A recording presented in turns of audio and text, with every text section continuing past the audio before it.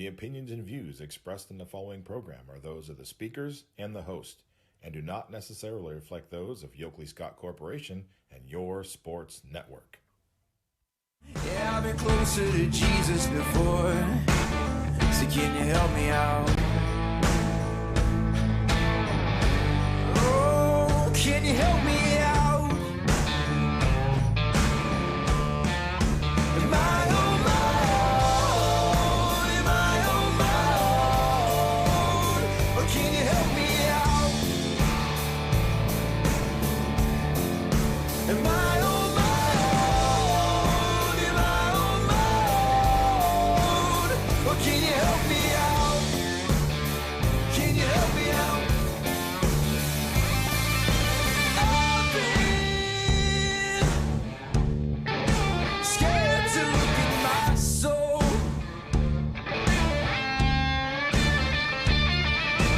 I've been afraid I would follow alone.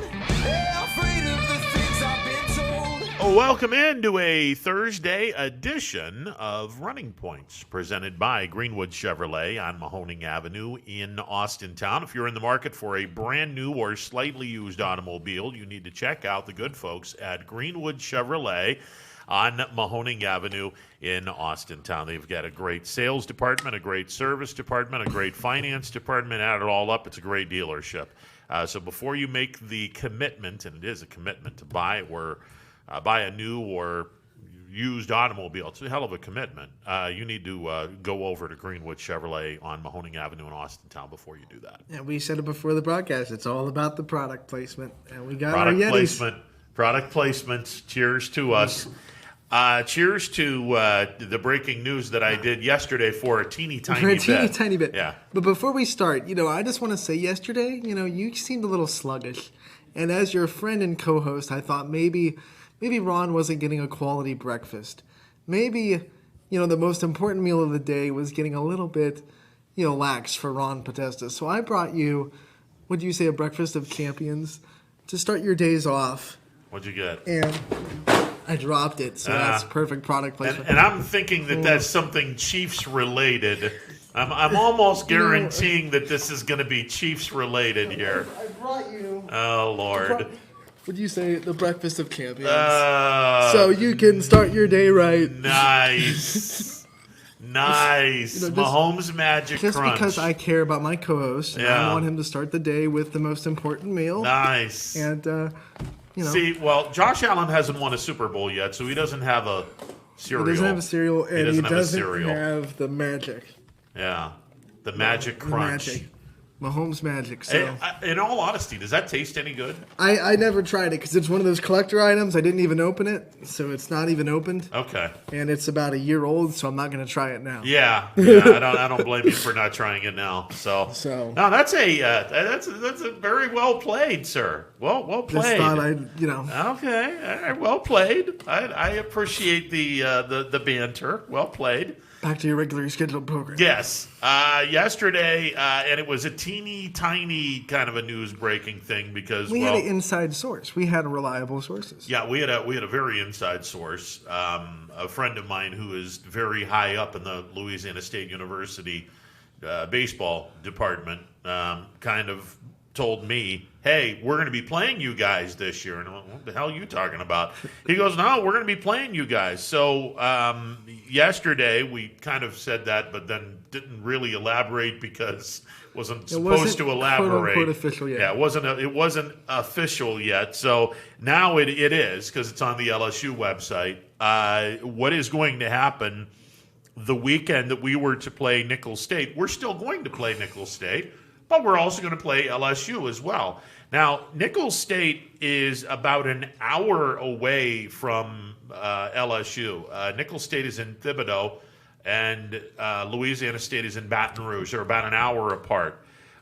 So what is going to happen on Friday, that would be the 26th of February, on Friday at 12 noon, Youngstown State will play at Nicholls State. And then they will turn around at the end of that game, drive to Baton Rouge, up I-10 if I'm not mistaken, and they will play Louisiana State on that Friday night at 7 o'clock. Now, all of this is Central Time, so it's 1 o'clock our time, 8 o'clock our time. Right. But that's going to be Friday. Saturday, the Penguins are going to be playing at 2 o'clock in the afternoon Central Time in Baton Rouge.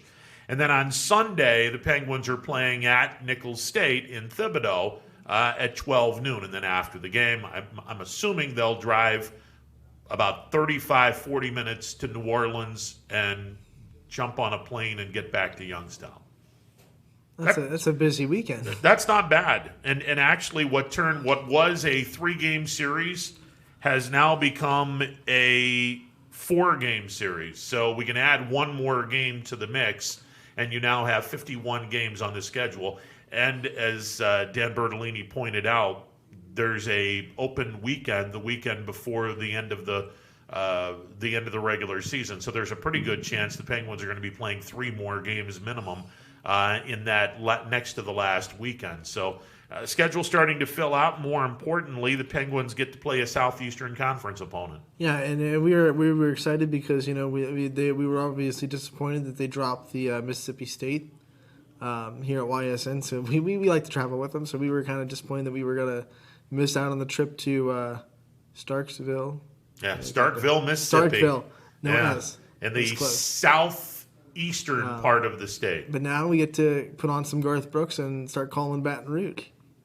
Crazy place down there. Yeah, that'll be an awful lot of fun. Like I said, really hard to hit home runs down there. Oh, the yeah. wind is crazy. Yeah, and the pitching is really good, and it's not because of our friend of the show, Alan Dunn, who happens to be the pitching coach there. No, he doesn't have anything to do with how good No, that not at pitching all. is. Not at all. No. I mean, he did pretty well in the minor leagues and got a pretty nice gig out of that with the Cubs and among other teams. Maybe we can get him on the week before that series. Oh, yeah. Have a good kind of mix up where we talk to him and then we talk to Dan Bertolini and we kind of preview that whole week. Oh, definitely. Yeah, I'll get AD on and we'll talk a little bit about LSU and man, their schedule. Well, it's rough. Yeah, that's you should have a rough schedule. schedule when you have an SEC. Well, yeah, and when you're a team that is competing year in, year out for a College World Series, yeah, you're going to be playing a pretty rough schedule. And when you're in the SEC, you're going to be playing some pretty good teams. Good news for YSU, this boosts their schedule up a lot, too. Oh, it absolutely does. I mean, nothing like playing one of the elite programs to get yourself ready to go before the conference play starts. And I said this off the air. In a normal circumstance, it'd probably all be played at LSU, and it would be like an event where you would play Nicholls State, and then you would play LSU, and then you would play LSU the next morning and Nicholls State that night. But because of COVID, I'm sure LSU doesn't want another team in their home locker room. So they said, we'll be the home team. You guys be the away team, and then you guys can go play at Nicholls State. Yeah, and I think that makes an awful lot of sense. Yeah. And it's the least that LSU can do. After all, they got rid of our former YSU football coach, Bo Pelini. It's the least they can do to invite the baseball team down there. So. And it's a smart move because LSU lost their game against UC Riverside. Yes. And they saw that YSU was already down in Louisiana, and they just said, hey, let's make this a thing. We were already going to play Nicholls State later in the season. I believe they're playing them on Tuesday. So it's actually works out really well for them. They'll be off on Sunday and Monday, and they'll play Nicholls State at LSU on Tuesday. So that works out really well for them. Works out great for the Penguins. Works out great for Nicholls State as well. YSU going to the stadium, I believe they call it the Box. The Box down in LSU. Yeah, the Box. Yeah, I'm waiting for the obnoxious thing that they kicked off from what was it? The stuff that Flo does. What's the commercial? Progressive? Yeah, the box from Progressive. Yeah, that annoying as hell. It was just like, get out. that one didn't land. No, it didn't land very well. I do like the Progressive commercials. I know we're getting off on a tangent. But while we're there, I like the ones where the guys trying to stop people from being like their parents. Oh, yeah, those are good. Yeah, those are good. We're going to be doing a PDF file. Who wants to go? If you can't find a place to sit, there's too many pillows. Look at that. Oh Lordy! All right, and the show is Back to your regularly scheduled program. Let's get the show back on get back on all four wheels here. Basketball last night. We had two boys games involving a couple of our area teams. Howland knocked off Newton Falls, and Maplewood lost to Grand Valley. And we've seen some of this, and we forewarned everyone. Look, it's Wednesday nights aren't going to exclusively be girls basketball anymore, just like Friday nights aren't going to be exclusively boys basketball. Play when you can. Exactly. Yeah. And with COVID, especially with the Trumbull County teams and the city series teams, they're gonna play as many games as they possibly can for sure. Saturdays are busy. Yeah. And a lot of our announcing teams are double dipping on Saturdays because the girls will be playing in the afternoon, and the boys will be playing later that evening as after they get time to clear the gym and sanitize everything. So, yeah, Saturdays are really busy, and you never know what day you're going to play on, and no days are exclusive to one side. Yeah, no two ways about that. Yesterday, Ursuline knocked off Cheney in girls hoops. Mooney beat East. Harding remains undefeated, perfect 7-0. They upend Boardman. LeBray knocks off Niles, and Garfield upending Kirtland last night. But man, did Boardman put up a heck of a fight. Yes, they did. Warren Harding. I mean, that team, 3 wins this year, but I think it's a very deceiving record because I think they're kind of young. They got a mix of young and old, and they're starting to kind of find an identity with a new coach, and Coach Green's doing a good job making adjustments. I just called their game on Saturday against Poland, and they're getting a lot better at mid-game adjustments. They made really good mid-game adjustments against Poland to kind of slow down that offense.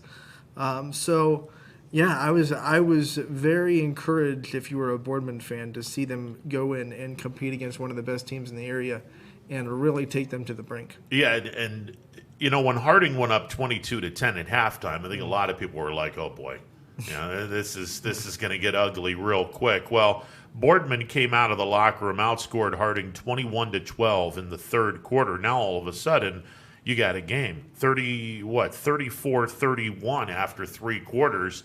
Harding's in a dogfight. Now, Boardman has now played 13 games, actually 14 games on the campaign.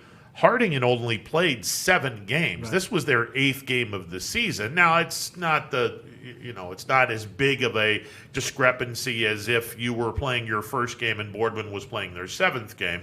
I mean, that 6-game discrepancy is a lot bigger. Both teams have gotten their feet wet by now. Yes. And I think once you get that, I don't know where the threshold is, maybe 3 or 4 games after that, you find out. Yeah, I was thinking 5, but you're right. Yeah. 3, 4, 5, somewhere around that. Every team's different. Especially, but Warren Harding, it's probably more like 3 or 4 because they're so senior-led and they're so experienced that they kind of didn't need too many games to kind of get back into that flow of basketball. Now, you look at Harding, and the Vindicator today gave the standings through January the 19th. So, obviously, games from yesterday, you add on 1 game. I'm going to take a look at some of the Trumbull County schools, and then we just go from there. Harding just played their 8th game last night. Now, keep in mind, the basketball tournaments are going to begin in earnest the week of the 15th. And it might start on the 13th on a Saturday because they normally sometimes start stuff on a Saturday. Yeah, the sectional semifinals. Yeah, so and they might finish on a Saturday. Now they've come out with that new rule. Well, this is true. Yeah, this is true. Here we are in the middle of the week of January the 18th. Now toward the latter stage of it, you have 3 more weeks essentially before the playoffs start. Assuming you can get 2 games per week, that's 6 games. Harding's played 8. You're at 14.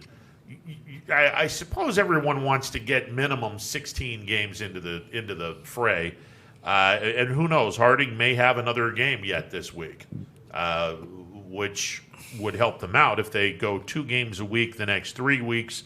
Plus, they have a game on Saturday. Now you're looking at 15-game season. That's more tolerable. Yeah, that'd be something, and especially like I said, Warren Harding's a team that's very experienced and very senior-led, very talented. So they don't need as many games under their belt to really get in the flow and understand what they're doing. So if it was a younger team, I would be like, oh, let's get to 18. Let's try to get to 19. But the fact that it's Warren Harding and they're so talented and so experienced, I would just say, 15, that's acceptable to me. 16, 15, whatever you get. Canfield has 12 games right now. Howland only has 6 games right now. I'm sure that they're going to have to amp up their schedule here pretty soon. Boardman has 14. Fitch has 12 because they didn't play yesterday. The 2 City Series teams, East just got done playing their 5th game of this season. They lost to Mooney. And Cheney just got done playing their 8th game of this season. They lost to Ursuline. Ursuline now has 11 games in, and Mooney has 12 games into the season. Not bad. I mean, both Ursuline and Mooney are well on their way to where they should be. East and Cheney are probably going to have to play more than a handful of games. And remember, Mooney got off to a late start, but not because they were affected by COVID, but it seemed like they just had the bad luck of every team they were scheduled to play had to shut down early, so they just had to wait until one of their opponents was able to go. I mean, they were just kind of sitting on their hands. They were able to practice, but all their opponents were canceling, so they had a late start because of that. Yeah, and then you take a look at the Northeast 8, and everyone's job, and I don't bring up the All-American or the Steel Valley because there's really not a lot of teams in those leagues. Right. I mean, the All-American, you're looking at 8 conference games. The Steel Valley, you're looking at 6 conference games. But then you get into the Northeast 8 where there's 14 conference games. South Range and Poland each have 9 conference games left.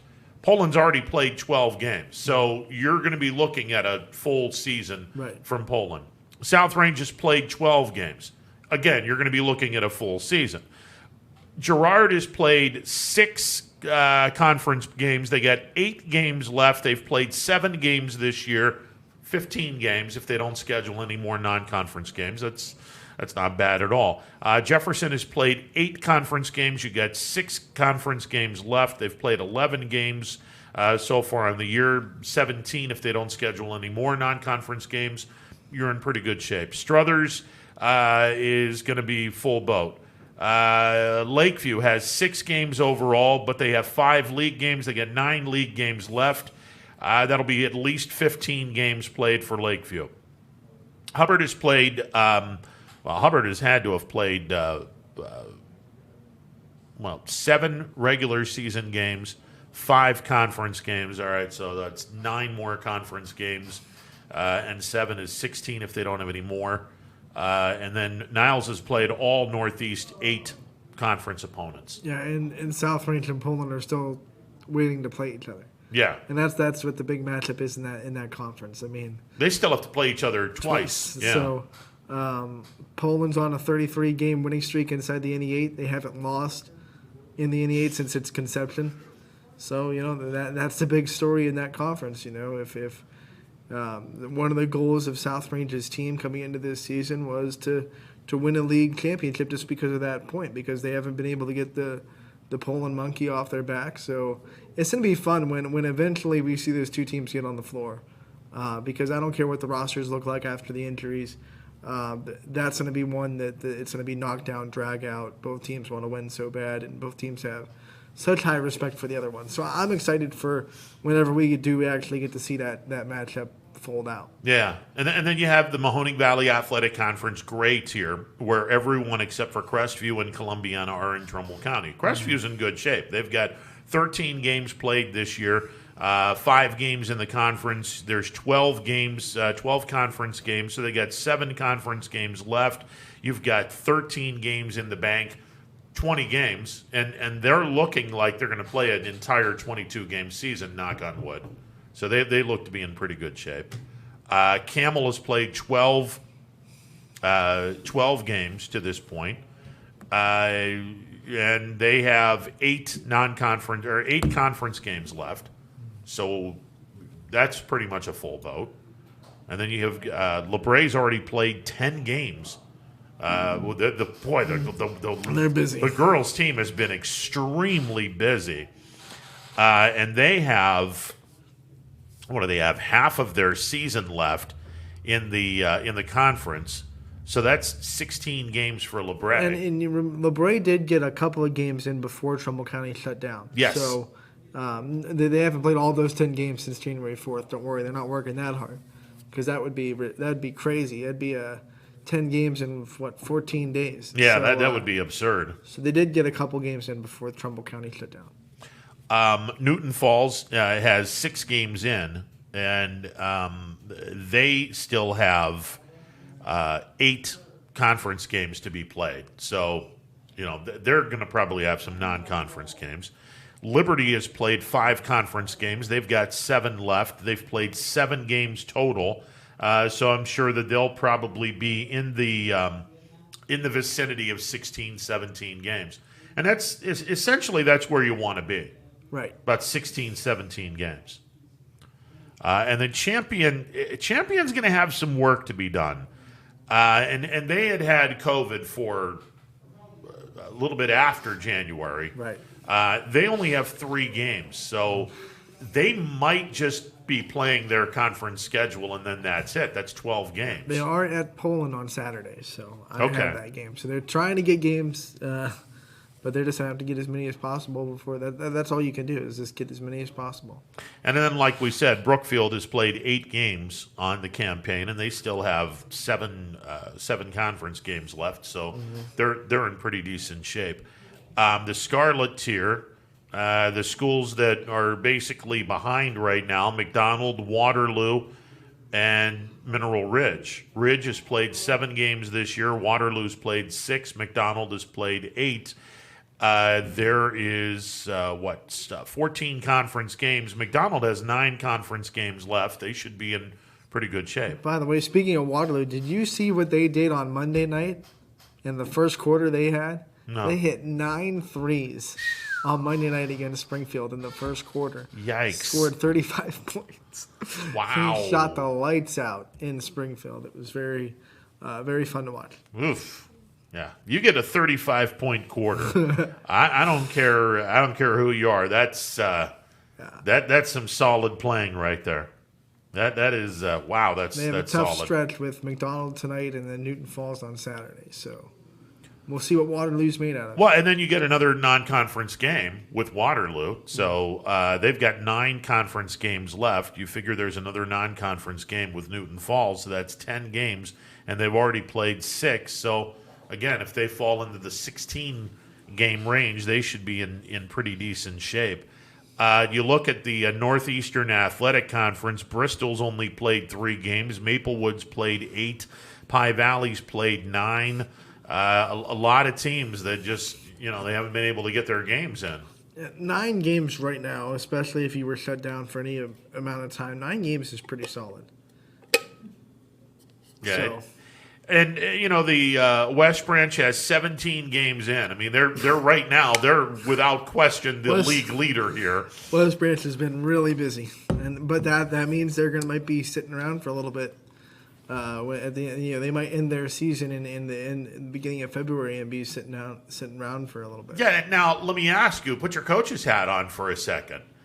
I mean, I don't necessarily think that's a good idea if you have kids sitting around for a couple of weeks. I mean, Coach DeShields is a very experienced coach, so I'm sure he's handled that kind of situation before, because there are plenty of times in a normal season where the schedule just works out like that, where you end your regular season, maybe a week and a half before tournaments start, and you're kind of sitting around like, what do we do? Most coaches save a scrimmage for the end of the season so they can kind of get their team on the floor. Maybe there will be another team that West Branch is able to scrimmage or play in that little gap of time between the end of their regular season and the start of tournaments. All right, so that's essentially what's going on. East Palestine, they've only played 2 games, and they've been in COVID again right now. So yeah, so it's been a tough year at East Palestine because COVID has been knocking on that door for a while. Right now, there are a handful of teams right now that have been hitting this week. I mean, we just heard last night that Sebring girls are shut down. We broke yesterday that Lowville boys are shut down. So, multiple teams getting hit by it. And it's one of those, it's tough. Yeah. It's tough to kind of have to stop your season in the middle of the way and have to get back and gear up. So.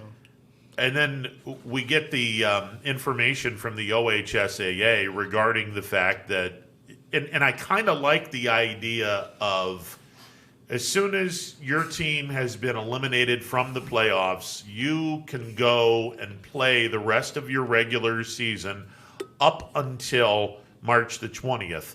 At that point, everything has to be finished by March the 20th. We don't want anybody playing any more basketball. Or until you reach 22, right? Or until you reach 22, exactly. I understand where the OHSAA is coming from that, but it kind of feels like kids that are playing baseball or softball that are currently playing basketball, I'm not so sure that is fair to the kids wanting to have a full baseball or a full softball season. Yeah, one of the things that is going to be like football, where you can decide to play if you want to, and if you're looking at your team and say, hey, we have a lot of baseball kids or a lot of softball kids, you can decide to shut it down after you'd eliminated. It's just one of those things where I think the OHSA is giving teams avenues where if they're able to and if they want to, then you can keep going and schedule games and give these kids games that they might have missed in the beginning months of December and maybe missed in a COVID shutdown now or whatever it may be. So props to the OHSA. They're not saying you have to play after the tournament. They're just saying that we're okay if you do. So it's perfectly up to the schools, in the athletic departments. And that's fine. I mean, you want to get your kids to play the 22-game season because that's what everyone was signed up for. Okay, I get that. The one that is kind of making me wonder what the intentions are on this, and you brought up the point that I'm now starting to believe you hit the nail on the head. And I talked with Bob Beam about this yesterday when I saw the junior high boys play at Leetonia. You can play 2 games in one day if you want to. And when I first saw that, I was like, okay, you're killing 2 birds with one stone. You can essentially, especially if you're eliminated, you can play, okay, if I had a 20-game regular season and I want to get to 22, okay, I could play my game 21 Saturday afternoon, game 22 Saturday night. The season is over. But then you brought up a point that made me think maybe the OHSAA is opening up a window or opening a door to say, this year we're going to have a day-night kind of a scenario with our tournaments because we don't want our sectional tournaments to last that long. So we're going to do 2 games in one day. And oh, by the way, we'll clear the gym during the day, and then when you come back at nighttime, you're going to have to pay admission one more time. It wouldn't surprise me if that were the case. And it's more money in the pocket of the OHSA, and it's one of those things that, like I said, like it might not be true, but the OHSA never seems to make these kind of rule changes unless there's going to be something that they can get from it in the end. So I think it's one of those things where it might be just because schools are trying to fit in games in such a small span that if you want to play 2 on a Saturday, you have every opportunity to. But it might also be an avenue where if the OHSA wants to, they can say, hey, in this site, we're going to have the sectional semifinals and finals on the same day and just have the winners play each other in the night. I don't think they do that with districts. I think once you get to that round, you have to kind of keep districts sacred. Well, and the fact that there really isn't an urgency to do the districts. I mean, the districts, you only have 4 teams left. All you need to do is just space them out. Have one district game one night, one district game the next night, and then 2 or 3 days later, you have the district title. It's going to be like volleyball, where I think both district semifinals are on the same night at the host seed. I'm fine with that. So it sucks for media, but I think that's how we're going to. Well, actually, it because then you have to choose which one to go to. Well, yeah, I mean, if you're going to the higher seed. Right. and you're not doing a district tournament in one neutral location, then yeah, it sucks. What I would like in a perfect world is to go back to what we used to do way back in the day. When I was younger, this is what we did. And we had the 2 district games, one at 6 o'clock, one at 7:30, or one at 7, one at 8:30, and you had the 2 district games on the same night. And the argument with that was nobody's going to have an extra day to prepare for the winner of the one district game. Everyone's going to be on the same starting line. If we play the district semifinals in the same night at the same joint, you are going to find out who you're playing that night, and then you have 2 or 3 days to practice and get ready for the district title game. But Ron, you'll only have to pay 1 fee to get into 2 games. Yeah, I know. We can't have that. We can't have that. No. We can't have that. So it wouldn't surprise me if they don't have the districts in one site, and then they just the district championship game will be at one site. Yes. And then the district semifinals. I mean, that's speculation. That's not official. If it's like volleyball, up until regionals, you'll be hosting all the way through districts. Well, how would they do it if you've got 2 number 1 seeds? Well, no, never mind. Well, Never mind. They were you split. vote Never 1 mind. through You're right. 22, Yeah, so you're right. You'd have probably a 1 seed in one bracket, and then technically the 2 seed would be in the other. Gotcha. So the 2 seed would host the championship, 1 seed would host the championship if it was chalk. Yeah. If not, then just a higher seed hosts. Yeah. Higher seed would host the championship, Right. and there you go. Yeah, it Which would suck for us. Yeah, and it would also, I mean, like, I talked to some coaches, and they'd just be like, man, we want to play a district championship in Struthers. It's just, it's built for a district championship. Absolutely it is. Yeah, you know, you get that atmosphere, you get that blood pumping through your veins. Absolutely it is. As much as they would want to host the district championship, because it would be, like, kind of proud to say, we're in our building, but at the same time, some coaches have been like, man, it would be such a shame to not play a district championship in Struthers, in Salem, you know, wherever it may be. Prior to 1987, the district semifinals and district championship in Class A, which is now Division IV, it was at the Canton Fieldhouse. Dumbest thing I'd ever seen in my life.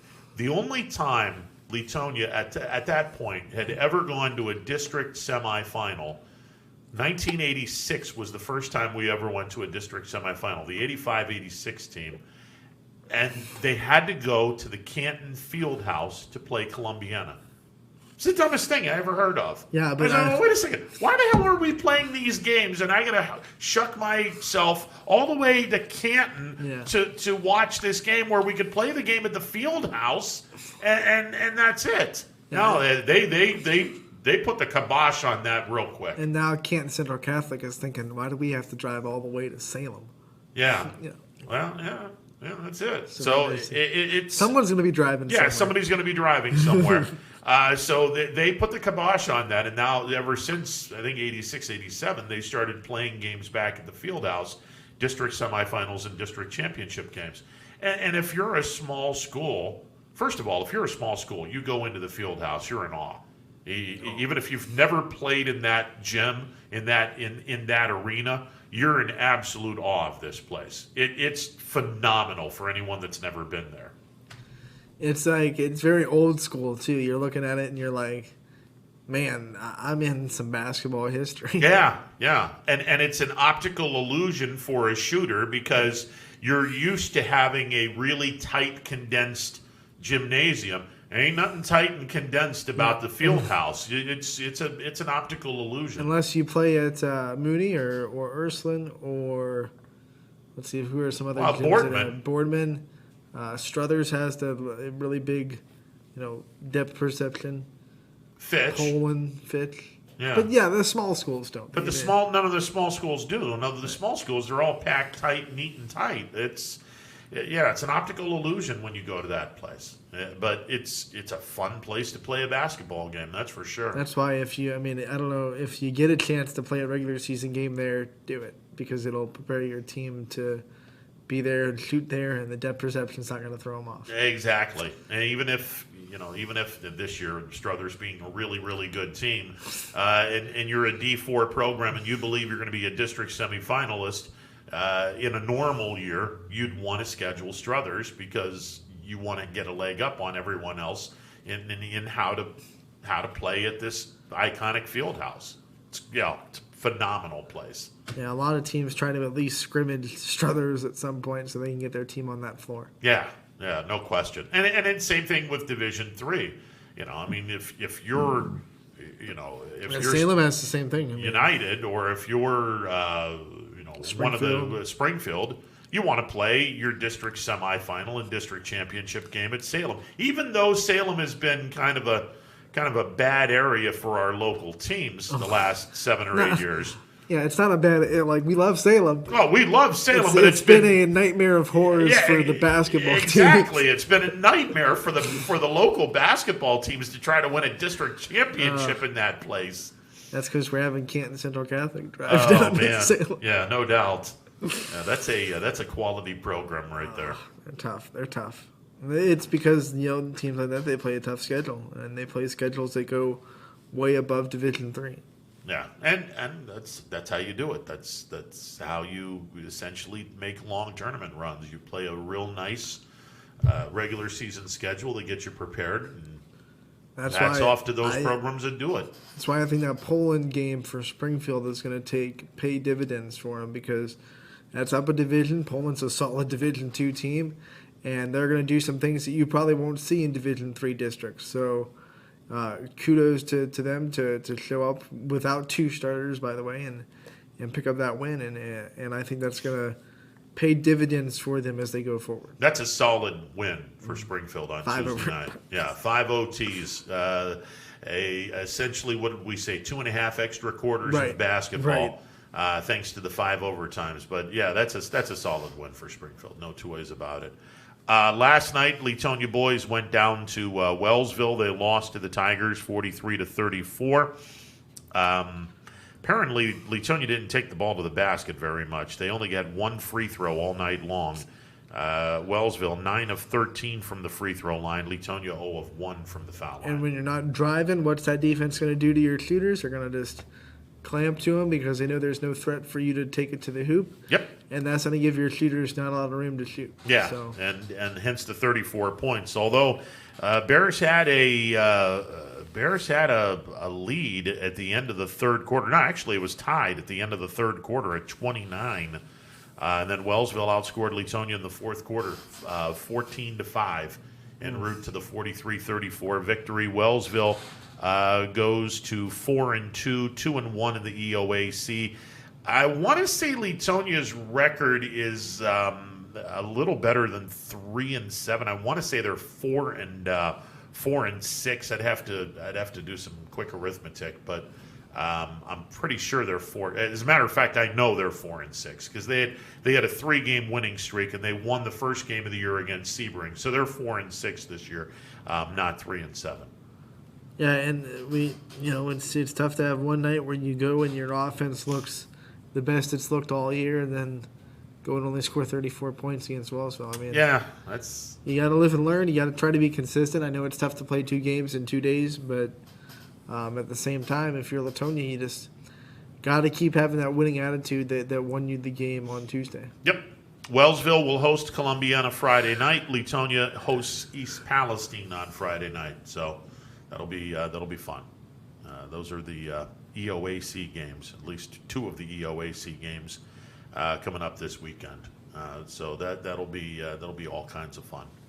All right, 330-886-0813, the MP Vivo Heating and Air Conditioning hotline open for business. Did you happen to watch the Cavs game last night? No, I didn't, but I saw all over social media that Colin Sexton had a monster game.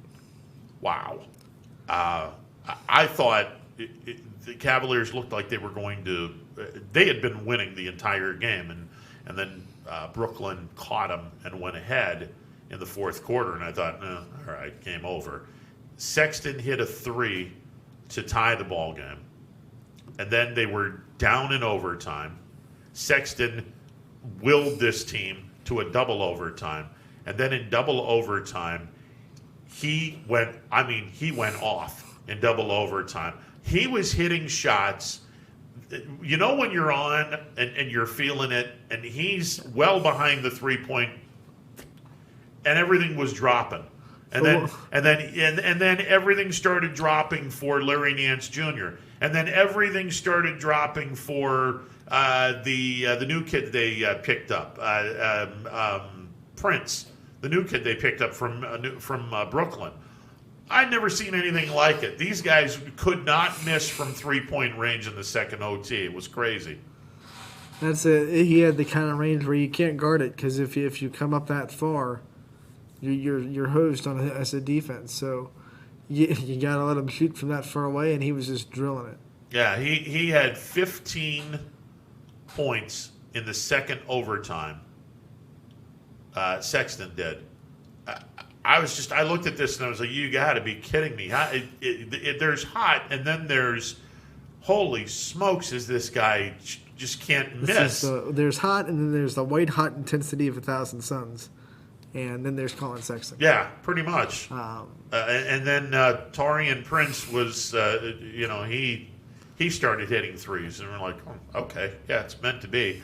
147-135 double overtime That's game. A score. Yeah.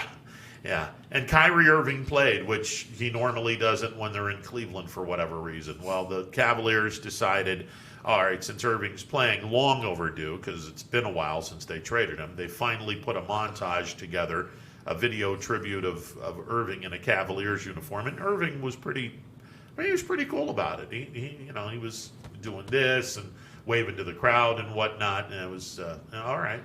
I'm glad that you're finally now cool enough to, acknowledge the fact that you were a Cavalier and you had a really, really nice career in Cleveland. Man, that guy, the last couple months, it feels like basketball isn't one of his priorities. And it's just like, you don't want to make of him because, man, he's talent-wise and basketball-wise, he's phenomenal. But, like, the last 2 or 3 months, it's just felt like you don't even want to play basketball. Like, you just missed 2 games because of a undisclosed personal reason, and then remember that time when they couldn't even find him? They didn't know where he was? Yeah, it's just, okay, do you want to be a social activist or do you want to play basketball? KD is his safety net because KD wants him in Brooklyn. Yeah. If KD ever just goes up to the organization and says, you know what, we're done with this, then I guarantee the organization will be like, thank God. Yeah. Because right now, as good as Kyrie Irving is on the basketball court, it just feels like his priorities aren't putting basketball at number one, which is fine. If you have other priorities, that's whatever. But if you're going to be paid to play basketball, it better be your first priority. Well, and Irving had a great game. I mean, he played 48 minutes, which is a normal regulation game. He played the entire normal regulated game, but he had a break obviously because there were 2 overtimes. But he got 30+ points. Durant had 38. Harden had 21. 96 points between the 3 guys, and by the way, you lost. Oh, by the way, it was just a fun night at the Rocket Mortgage Fieldhouse. Now you just have to have longevity with that kind of performance, and make sure that Sexton isn't that one-hit wonder where he just has a really good game, and then you don't really hear from him the rest of the season. So. Yeah. But that last night you kind of saw what everyone was so excited about when he came out of Alabama, because that's the kind of play he had at Alabama where he was just drilling shots and almost unstoppable on offense when he got hot. So I think all the Colin Sexton supporters were kind of batting their chest last night. And then there have been a lot of people that have been giving him a hard time over the last 2 years. They were kind of quiet last night. Well, in truth be told, I think some of the detractors had to have been quiet the second half of the season, albeit a tiny bit of the second half of the year. But he was starting to come into his own, and this year he's averaging over 25 points a game. I mean, he is playing some pretty impressive basketball. But the thing that I'm impressed with, this is a Cavs team that last year and the year before were dead last and not even close to being out of the basement in defense. they're second in the NBA. Going into last night, they were second in the NBA in defense. Last night might hurt their numbers. Yeah, I think last night may have hurt their numbers. 135 points given up to Brooklyn, but they're starting to play some solid defense, and now you're like, well, wait a second, this is actually a playoff caliber basketball team now. Now we have something here. And I'll be curious to see what the Cavs do as we go a little further down the road, because I don't think there's any question if they continue playing defense at a really good rate, this is a playoff basketball team. Now, especially in the East. Yeah, and now you got to figure out, okay, Drummond is a free agent at the end of the year. You've just picked up Allen, who's a younger version of Drummond and probably a better version at this point. And Allen's not going anywhere. Prince isn't going anywhere. You've sped up this, we're rebuilding to the point where we got a playoff team here. You trade Drummond and get a first-round draft pick for him. Okay. Yeah, I think we can. I think we can swing this. So it's the future looks really, really bright in Cleveland now. All of a sudden, with basketball, all of a sudden it looking bright in football, looking bright in basketball, and now it's the Indians that are. And now the Indians are being the team that's way, way, way down in Rebuildsville. So yeah, that's tough. It comes in cycles. It does. It does. You know, and now the people that have been bashing the Indians and looked stupid for bashing them because they were a 90-plus win team, now they're bashing them and no longer looking stupid because this is going to be a rebuilding team that's going to be tough to look at. At least when the Indians aren't dealing with what the Mets are. So. Well, this is true. Could be worse, Cleveland. Yeah, this is true. At least the general manager in Cleveland has the sense not to send pictures of himself. Just shake your head. Yeah, okay. Good times. All right, 330-886-0813. I'm going to take a timeout, and I want to pick your brain on something because even though it's been a COVID year, I think we've still seen enough basketball to figure out who can go into different places. How many teams have a lengthy tournament run in them? How many teams could make the holy grail of spending a weekend in Dayton if you're a girls basketball, or a weekend in Columbus if you're boys basketball? Which, by the way, we haven't had anyone spend a weekend in Columbus in about 9 years. So maybe this year we get out of the doldrums. Who knows? We'll take a timeout. We'll talk a little bit about that, and then obviously we have to rep our teams. Our teams are playing this weekend in the AFC title game, and we're going to be very cordial. At least I am. I'm going to be very cordial and very respectful because, after all, you guys are the defending champs, and you guys are the best team in the AFC right now. I brought you breakfast. I mean, I don't know how much cordial I can do. Look, I mean, I want to see the expiration date on that because you just told me it's a year old. Come on now. It says September 20th, 2020. So it's a little bit past. Yeah, it's a little past but it's the unopened, year. So that might be the open date. Actually, you know, an unopened box. You got to check that out on the memorabilia kind of thing. The unopened box, full cereal, unopened box of the Mahomes cereal. In 30 years, when he's in the Hall of Fame or something, you know, if that, I mean, obviously. Yeah. That might be worth something. Well, I mean, you strike while the iron's hot. Maybe it's worth something really big there's right now. Maybe there's some like Terry Bradshaw cereal out there somewhere, or Bernie Kosar cereal. I don't think Bernie had any cereal. Or my Jim thing. Kelly. Jim Kelly's. Well, no, Flutie Flakes. Flutie Flakes were the big thing in Buffalo. He didn't go anywhere. My thing that I have, and it's not filled with cereal. It was an unopened, unput together box. The Wheaties, right? Yeah, the flat, and it was flat. It was never made into a box, but it was flattened. 1995 American League champion Cleveland Indians. They were on the Wheaties box for like 5 minutes. And then they lost the World Series, and everyone was like, "No, you gotta leave because Wheaties stands for champions, and you're just an American League champion. You don't get the Wheaties box." But I have from '95 the unopened but not really a box. It's all flat from Wheaties. Now he says have, but he also you don't really know where it's at, right? I mean, it's one of those things. It's in the attic. Oh, it's in the attic. I know exactly somewhere. where it is.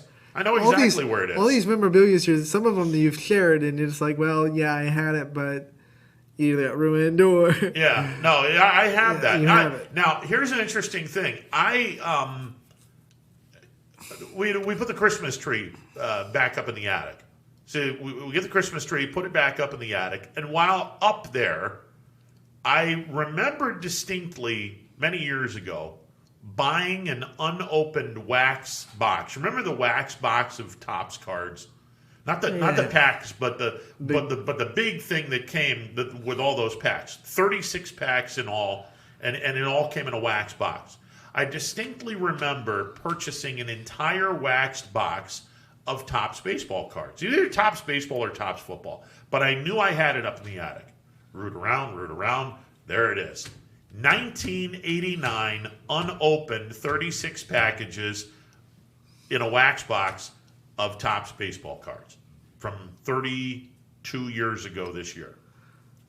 And the first thing that I thought of was, the second thing that I thought of. First thing that I thought of was, what is this worth? But the second thing I thought of was, there is no way I'm going to try that gum because it's got to be disgusting at this point in time. And I don't know if the gum has really ruined one of you. You remember how the gum would ruin one of the cards? Right. Yes. Yeah. So now I don't know if the gum has completely trashed one of the cards or not. It's eaten it. Yeah, exactly. But I have an unopened wax box of 1989 Topps cards. Unfortunately, there weren't a lot of Topps cards in 1989 that were worth a whole lot. Right. That's not a great year. It's not a great year, unfortunately. It's kind of like wine. Well, this year sucked, so this doesn't really, it's not worth that much. Yeah, highly overrated. My Pinot. All right, 330-886-0813. We're back in a bit. Stick around. We swear this is 21 News. Let's get right to our top story tonight. More experienced reporters. A new Wilmington restaurant. GM Lordstown. Telling more local stories. We'll look at efforts Boy to is curb recovering from a broken. Around our Good valley. afternoon. in Niles We are here in Youngstown, right up. Because you expect It's important for everyone. No place like home. more local news. In Mercer County before Court. they become life threatening. 21 News is our valley's #1 local news. Welcome home to a home made homier with Baird Brothers Fine Hardwoods. Inspiration starts at BairdBrothers.com and is turned into reality when high-quality hardwoods are delivered right to your home. Baird Brothers has the latest design trends, shiplap and skinny lap interior siding, antique oak rustic flooring, and, well, you'll find them all at BairdBrothers.com. Ordered easily, delivered conveniently, enjoyed comfortably. BairdBrothers.com. WRS Wealth Advisors, the area's premier wealth and retirement specialists. Located on South Avenue in Boardman. Hi, this is Jim Myers with Myers Family Insurance, your local Medicare and retirement resource. We're excited to have sports back. Whether you're on the field or cheering from the stands, sports unifies communities and brings hope for the future. We're all one team working together. At Myers Family Insurance, we know the importance of a great team.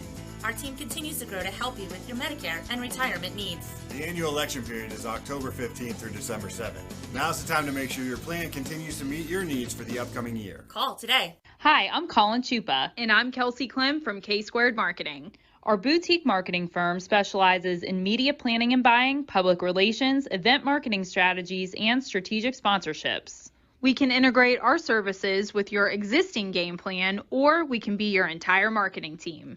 Your goals, our game plan. Let's win together. Call K-Squared Marketing at 330-623-2730 or visit ksquared.marketing to learn more.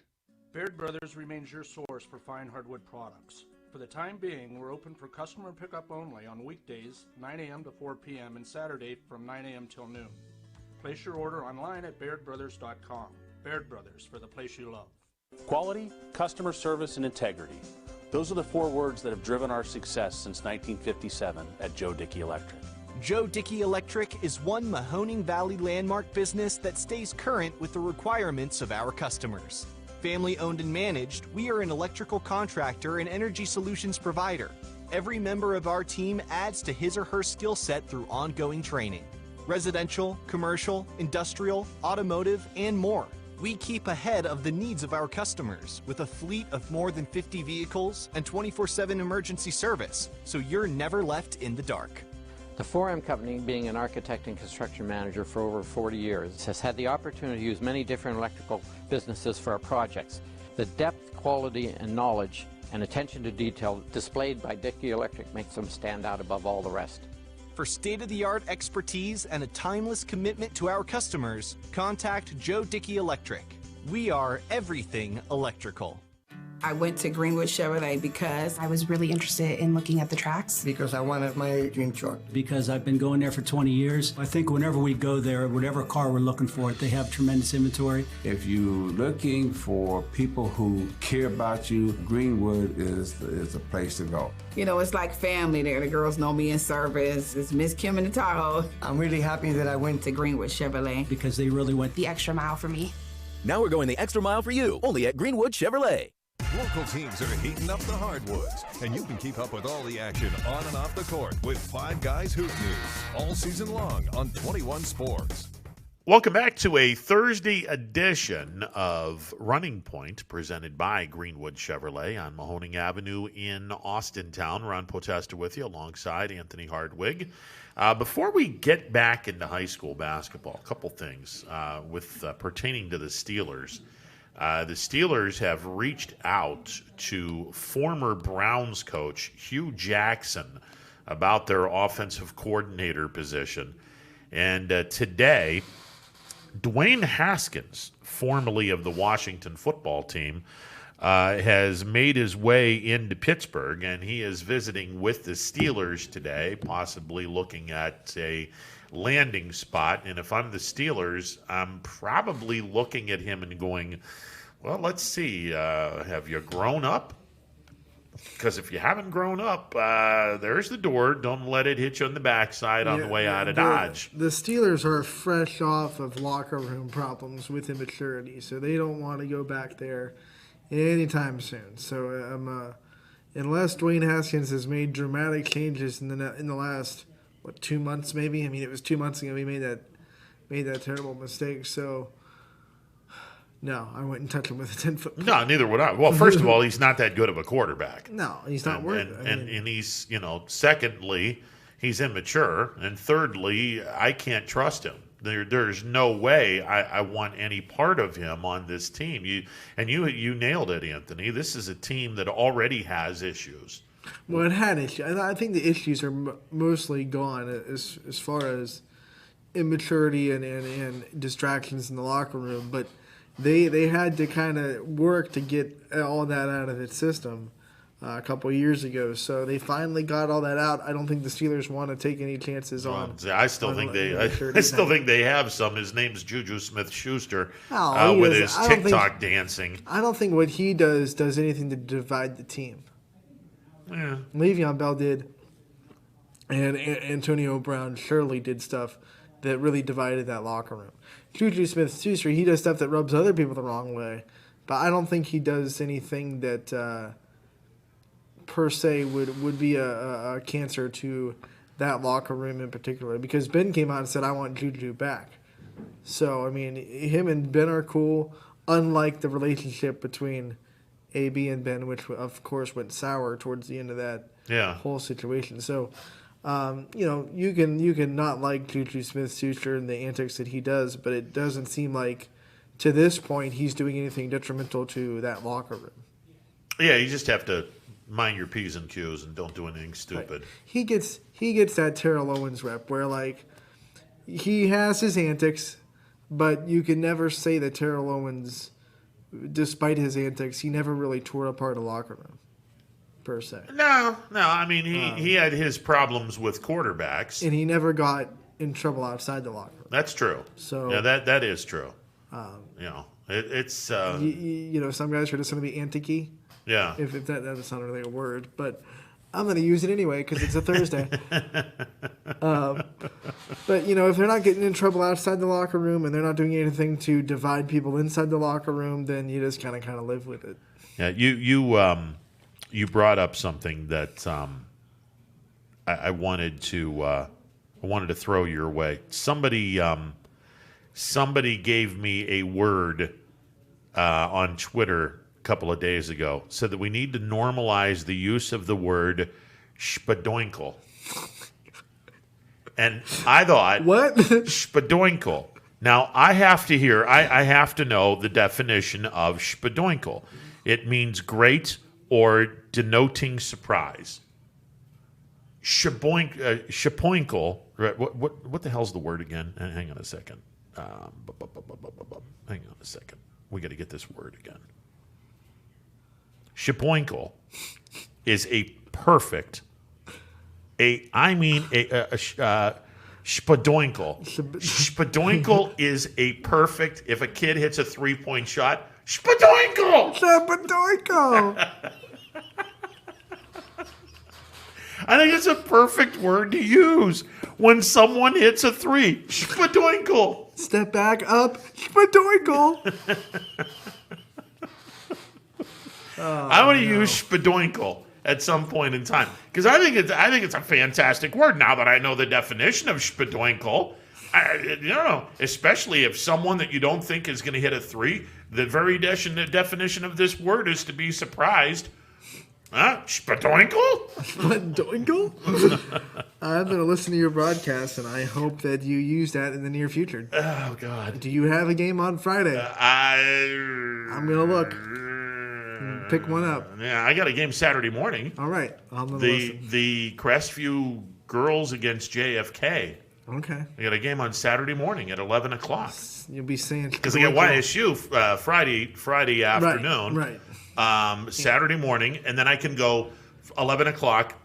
That game's over to like about 12, a little after 12, and then I jaunt to YSU because the girls' game, the women's game starts at 2 o'clock, and then the boys' game starts at 5 o'clock. Are you doing both YSU games on Friday and Saturday? No, I'm only doing the 5 o'clock game, the boys' game, the men's game, on Friday afternoon, and then I have the women's and the men's on Saturday, along with the Crestview girls game starting at 11 a.m. Because Friday you have to be here when the girls are playing. So I am going to make sure that Richie Giuliano says spadoinkle on one of the broadcasts. All right. Yeah. Let's see if he can do that.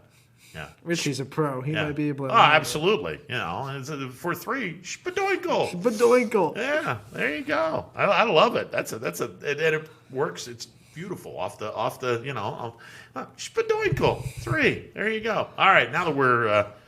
Sounds like it's from the Swedish language.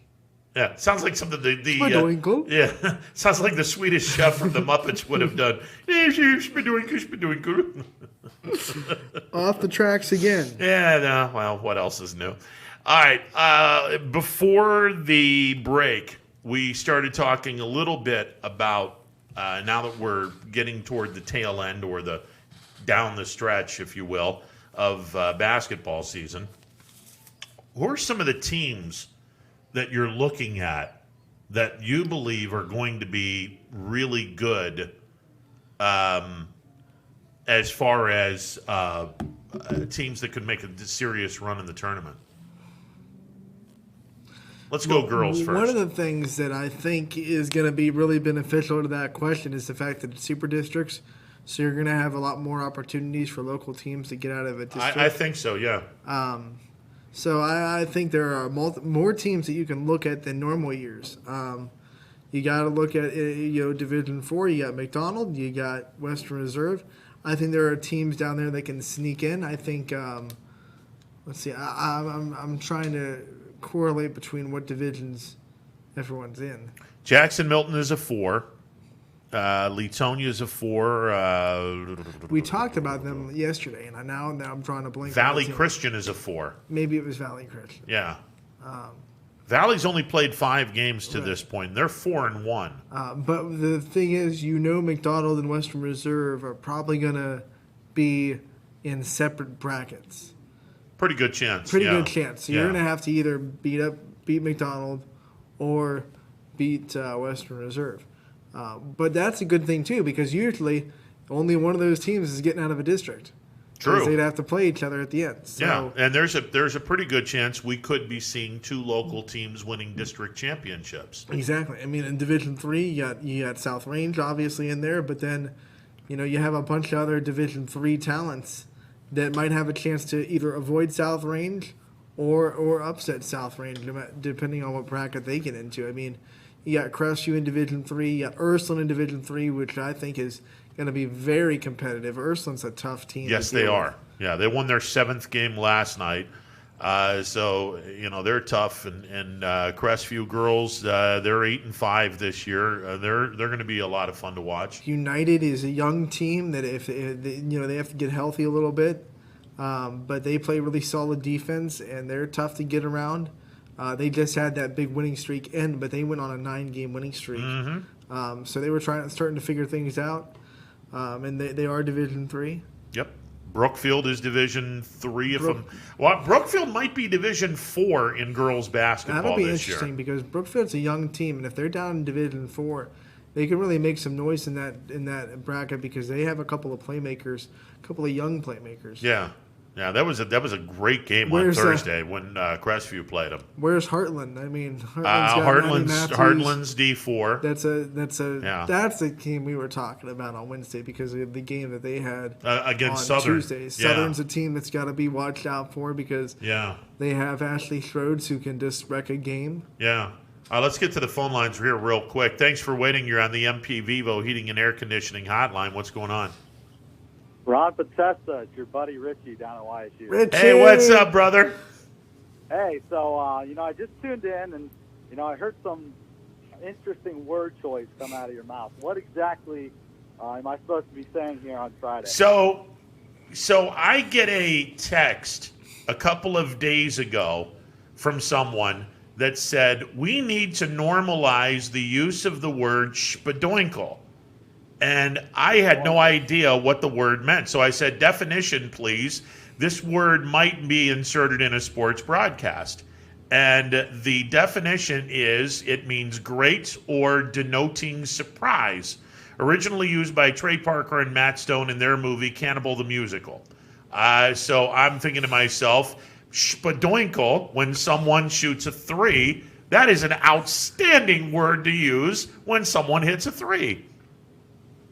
I'd agree. I think in your honor on Friday, I'm going to have to use it one time, and I'll give you a shout-out for it. There you go. I appreciate that because I've been using Bazinga, but spadoinkle might actually be better than Bazinga now. It's originally used in Cannibal the Musical. Cannibal the Musical. Yeah. That just makes it perfect. I have heard a lot of words in my broadcasting career, and that is not one of them. Yeah, spadoinkle. So, all right. Yeah. There we go. That's a winner. All right, well, you know what? Now I'm informed. You guys continue with your great show. All right. Richie, before we let you go, you've seen some basketball in this season. Who are some teams that you kind of have seen halfway through the season that you think can make a really deep run since we're talking about it? Boys or girls? Both. We'll just go boy. We'll pick pick maybe 2 girls teams and 2 boys teams, and then we'll let you go. All right, I'll start with boys, and it's definitely the team I saw this week, and that's Boardman. I mean, Boardman, their offense is so efficient. It's not even funny. They sling it around so fast. They run a lot of curl screens. They have height underneath with Anderson. They also have Evans and DePietro. They're unstoppable offensively, and you look at their losses. I think they have 3 losses. They're like North Kent, Hoover, Massillon, Jackson, Madison, Washington. I mean, they're facing some of the best teams in the state. So Boardman is up there for me, no doubt. Another one, I'd say probably Cheney. I mean, Cheney is just fast. They're athletic. They also have height. They can shoot the basketball. And the thing I like about Cheney is they'll run a full court press on you the entire way, and they'll make you turn the basketball over. They're very efficient offensively. So I think it's going to be really hard for teams around this area to compete with Boardman and Cheney.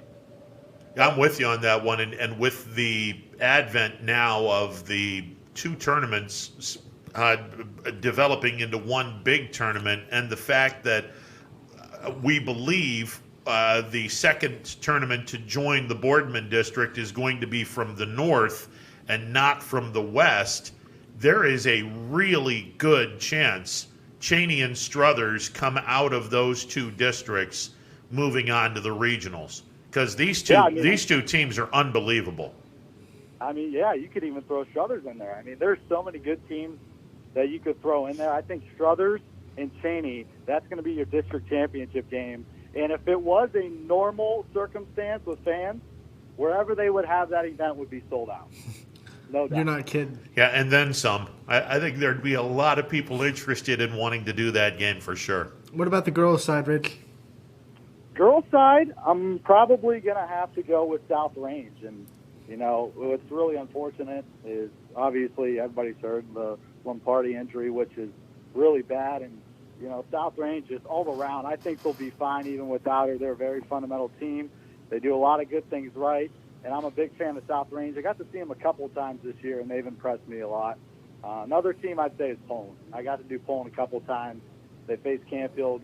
They beat up Lakeview. And Poland's a team that, you know, they have a bunch of players that are seniors, but they also have some key contributors at the sophomore and freshman level. So, I mean, they're a really balanced team when you think about it, but it's hard not to talk about Jackie Grisdale when you're talking about Poland. I mean, what she can do offensively is amazing. And, you know, she really matches up good against anybody around this area. She can knock down threes, and she can drive to the basket. So what she's been able to do for Poland has been phenomenal. But I'm really impressed by Mary Brandt, the freshman forward for Poland, who's come in and has started almost every game for the Bulldogs as a freshman. And she is really good offensively. The thing I like about Brandt is she's physical, and she's really tough underneath. She allows for a lot of second chances, and I like what they have between Brandt and Grisdale on the girls' basketball side. You know, and the same thing with Division II, with the two districts combining into one big district. You know, you could possibly separate Poland and West Branch. Man, that's that's a great opportunity for the area to get to two teams. And then someone's going to have to deal with Maslin Perry in that district. Yeah. You would think, yeah. So that's this will be fun. Maslin Perry's taken down a couple teams around this area. They beat Howland on Monday. They beat Canfield earlier in the season. I'm not sure who else they played, but Maslin Perry has taken down a lot of teams around our area. Yeah, it'll be interesting to say the least. All right, brother. Yeah, no doubt. I look forward to hearing your call on Friday, and I will be joining you on Saturday. All right. Yeah, sounds good, partner. All right, man. Good to hear from you, Rich. Right. See ya. Yep. See ya. Man, I love that. I want to hear the spadoinkle. He immediately called. What am I supposed to say again? Spadoinkle. Yeah. Spadoinkle. Man. This could be, now that I'm thinking more about the tournament thing, this could be really entertaining in girls D2 because, you know, again, Poland's threat has always been West Branch, among other teams. Right, and now you have Salem in there. Yeah, there's just so many teams in that district specifically that are going to be really tough to deal with. Oh, this will be an absolute blast. Let's get back at it. You're on the MP Vivo Heating and Air Conditioning Hotline. What's going on? Okay, they're listening to whatever. Yeah. I don't know what that was. Yeah, I don't know. You got to listen to your phone, not the feed. All right, so give me your teams. They're here. calling back. Let's try them again. Are they calling back? Yeah, I see the light blinking. Oh, it is. All right. My peripheral vision is not good, apparently. All right, you're on the MP Vivo Heating and Air Conditioning Hotline. What's going on? Okay. Yeah. Man, I don't know. They can't figure it out. Yeah, they can't figure it out, so we're not gonna deal with it. All right, 330-886-0813. Okay, so Division I, you've got Harding, Boardman, Fitch, Canfield, and I believe Howland is Division I in girls. In girls, because in boys it's only Fitch, Harding, Howland and Boardman. Is 2. Okay, then Canfield is the fourth team in Division I. And Canfield, of course, we've said before, they're the smallest Division I team in the whole state of Ohio. Yeah, it's always been tough on them, but they got plenty of talent down there. Well, when you look at the teams they have to deal with, especially in the Super District, they got Massillon Jackson. They got, obviously who we talked about with Warren Harding, who knocked them out of the tournament last year. They have a lot of teams to contend with in that Division I. I don't know if CVCA will be in that Super District. They're a really good team up in Canton area. Yeah. Hoban. So there's a lot of very good teams that might be meshed in with our area district in Division I that teams would have to deal with. Harding is right now 8-0, and we'll see how many more games they I would love they to squeeze see in. Warren Harding versus Akron Hoban. Yeah, that'd be a fun game. Well, and again, that's to the west, and if everything is north, right, then they would be avoiding Hoban until the regionals if you win your district, which would be entertaining. I'd much rather see that in a regional setup, but I'll tell you one team that I would not want to play in the first round of the tournament, and that's the team Harding played last night in Boardman. I would not want to play them. They're getting sneakily better, and because of their record, they're going to be a lower seed. But they're getting better every time they hit the floor. And, they have Mackenzie Riccatelli, who is starting to really improve and really impress. Reagan Berkey can hit some threes, and then they have Katie Stamp down low that can score. I think she led the team with 14 points last night. So she can really dominate the post. So they have the pieces are there, and I was telling people during the South Range tournament that they were a part of, this Boardman team is a little bit too talented to be struggling as much as they were in the first half of the season. They look like they've really kind of picked it up and starting to learn how to play as a unit. Is this the product of first-year head coach? They got to get used to what he's trying to. I think it's a mixture of that plus youth plus. They thought they were going to have Maria Torres for the year, and obviously she signed to play volleyball in college, so decided not to play basketball with her 2 torn ACLs in her career. So, I think it's a mixture of a lot of things for Boardman and why they've struggled in the first half of the season. And the other team, and we've touched on them a little bit, Canfield 7-6, 3-1 in their All-American Conference, and this is the conference that has Harding, Canfield, Howland, Boardman, and Fitch. You get 10 conference games. Canfield still has 6 conference games left. They've played 13 games total. This is a good Canfield team. I mean, they're at 6 losses, but their schedule is brutal. Their schedule has been very, very tough. This is another team I would not want to play in the opening round because clearly they're a talented basketball team. Yeah, and they have a game changer in Alyssa Dill. I mean, she could really take over a game, and she's one of the talents in the area. So she's one of the players that can just decide to score 25, 26 points in a game and really change the outlook of Canfield's offense.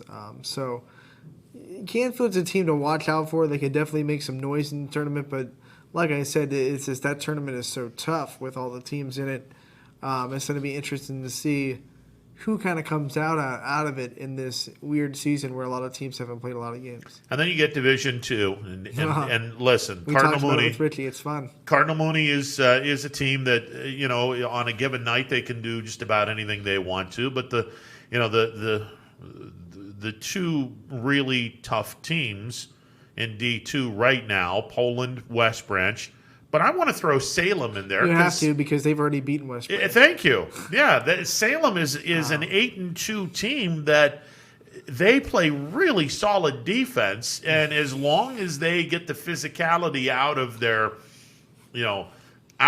game and play a non Eastern Buckeye Conference style of basketball, they could make a run. Salem can shoot. They can shoot the lights out if they're on. I mean, they have multiple 3-point shooters that can really shoot well. Even Kyla Jamison, who does a lot of work in the paint, can extend her game to the perimeter and knock down a 3. So they are very hard to defend on offense when they're executing. And like I said, they've already beaten West Branch once. They beat them at West Branch for the first time in a long time. And then another team in Division II, not one of YSN's teams, but they're in that conference. Marlington's a dang good basketball team on the girls' side. So there'll be a lot to do. There'll be a tough nut to crack. I think they're Division II, right? Yeah, they are. And with this district, they might be squeezed into the Super District. So and that'll be something that very interesting to look at. They've beaten West Branch twice, so yeah. We'll see. I think we can all pretty much assume Division III and Division IV where everyone's going to go. It's the Columbiana County, Southern Mahoning County District will be squeezed in with the Northern Mahoning and Trumbull County District, and those two will combine. And then in Division IV, again, the Columbiana County and Southern Mahoning County teams that are in one district against the Northern Mahoning and Trumbull County teams that will be smashed into one district as well. And then when you go Division III, Ursuline's Division III, and they're 6-4. They have a heck of a good non-conference schedule. South Range, we've talked about them. They're playing some really good basketball. Then you got to look at Liberty, that I think is a fantastic basketball team, who has played a very, very tough non-conference schedule. Crestview has been very difficult to play at times. Division III is going to be a lot of fun, and I don't know if Brookfield's D3 or D4. So add that team because they're 7-1 right now. This is going to be an awful lot of fun on the girls' side when we get to the tournaments. Yeah, and I think that D2, it's always a fun district to down in Austintown Fitch, but now it's going to be even more fun with the teams added and how competitive teams in Division II have been. So if you had to tell me which bracket is going to be the hardest to kind of decipher who's going to come out of it, it would definitely be that Division II on the girls' side, because there's just so much talent, so many tough teams that they're going to have to contend with each other. You can only avoid so many teams. So it's going to be really fun.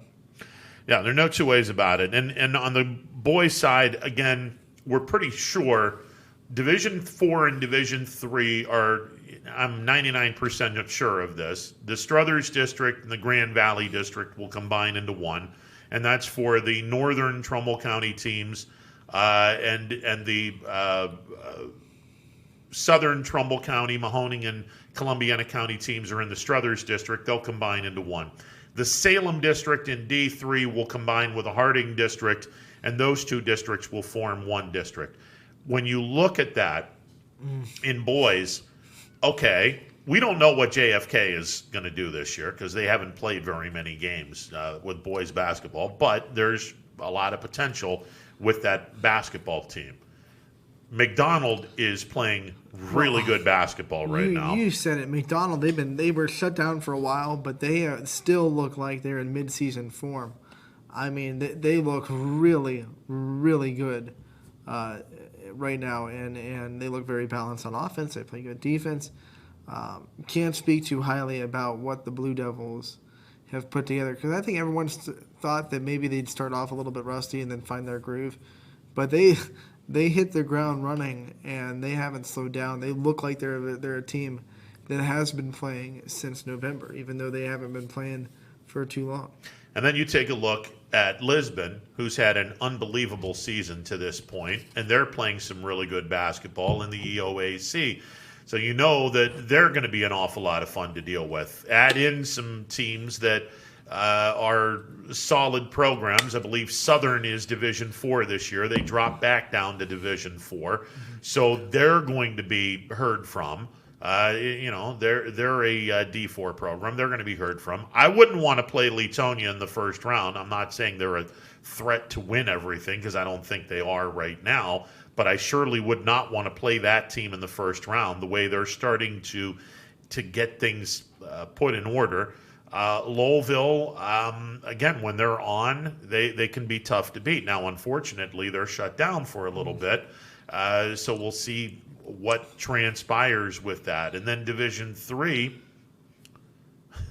okay, where do we start? I mean, Springfield is obviously a very good program. LeBray is a very good program, and LeBray got upended Tuesday night by Crestview.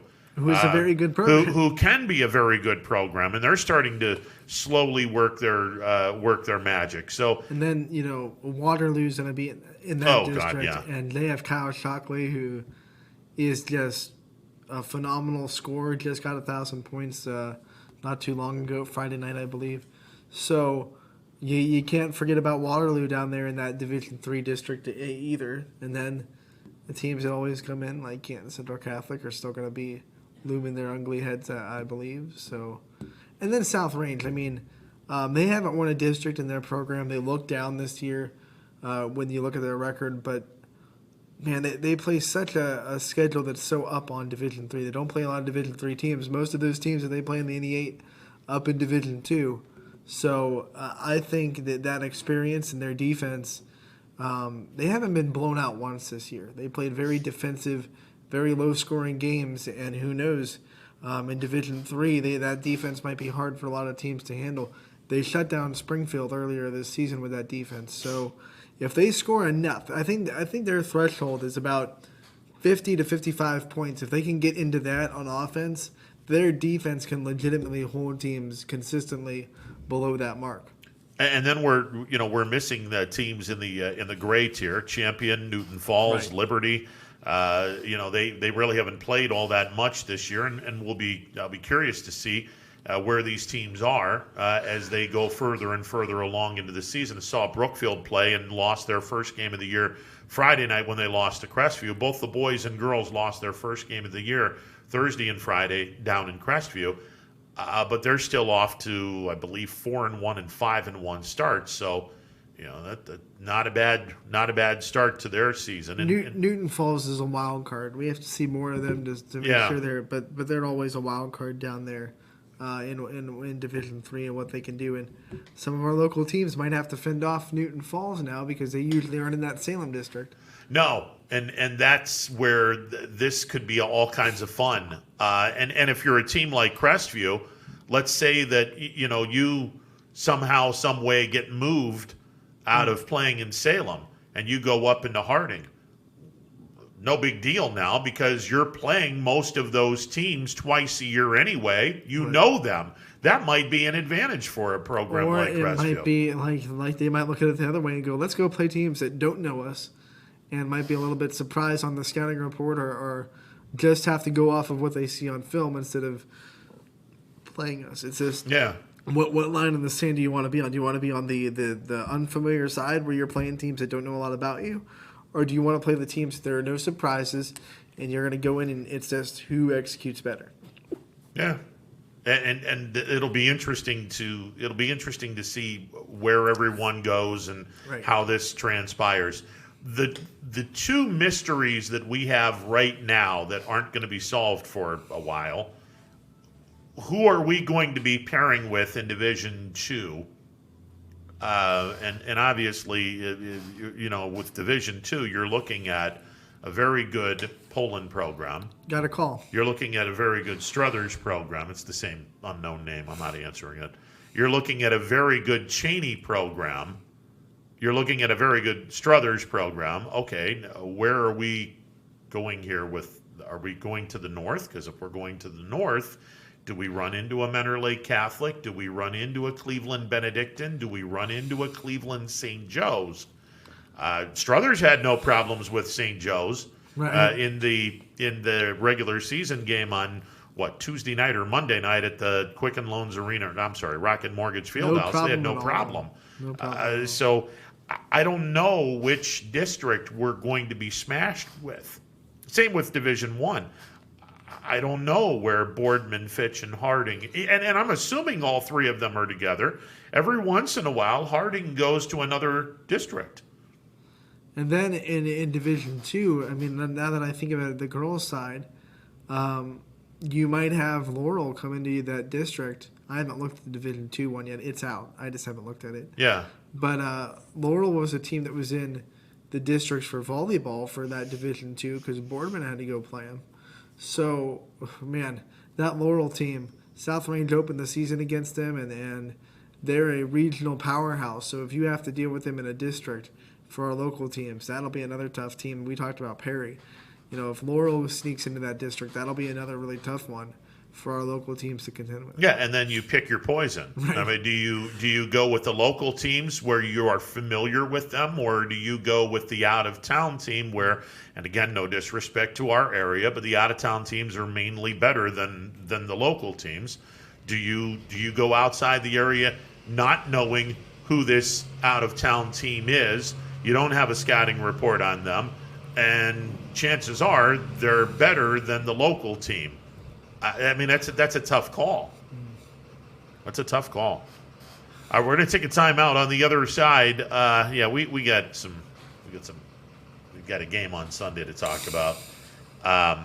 Because you're not going to be here on Fridays, because we got to get this out of the way. This is all. Yeah, we got to get this out of the way and see what. All right, we're gonna take this phone call first. All right, you're on the MP Vivo Heating and Air Conditioning Hotline. What's going on? All right, yeah, you're again. Man, I don't. Same people that don't understand anything. Whoever that is, it's just not work. We hear our broadcast. Yeah, you gotta listen to us, not listen to the delayed broadcast. So I don't know what else to tell you.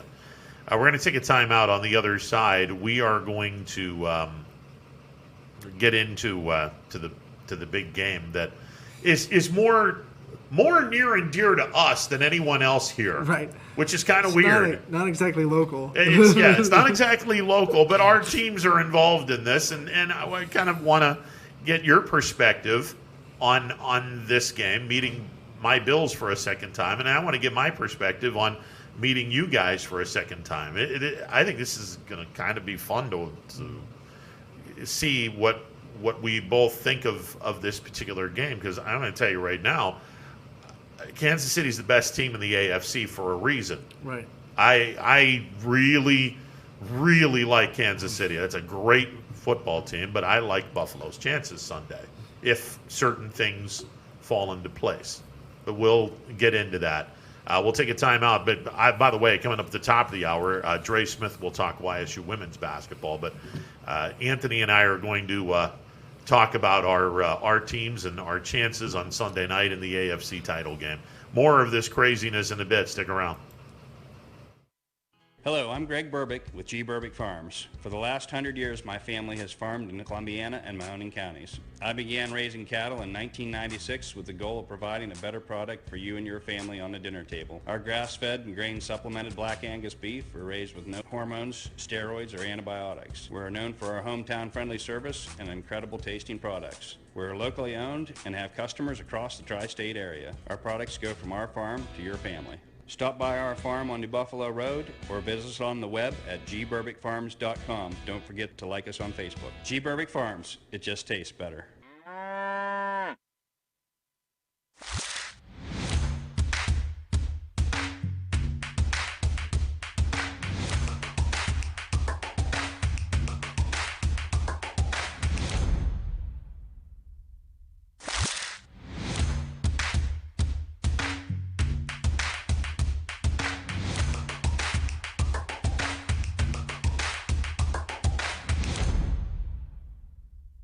Hi, this is Tommy Clem, owner of WRS Insurance Solutions.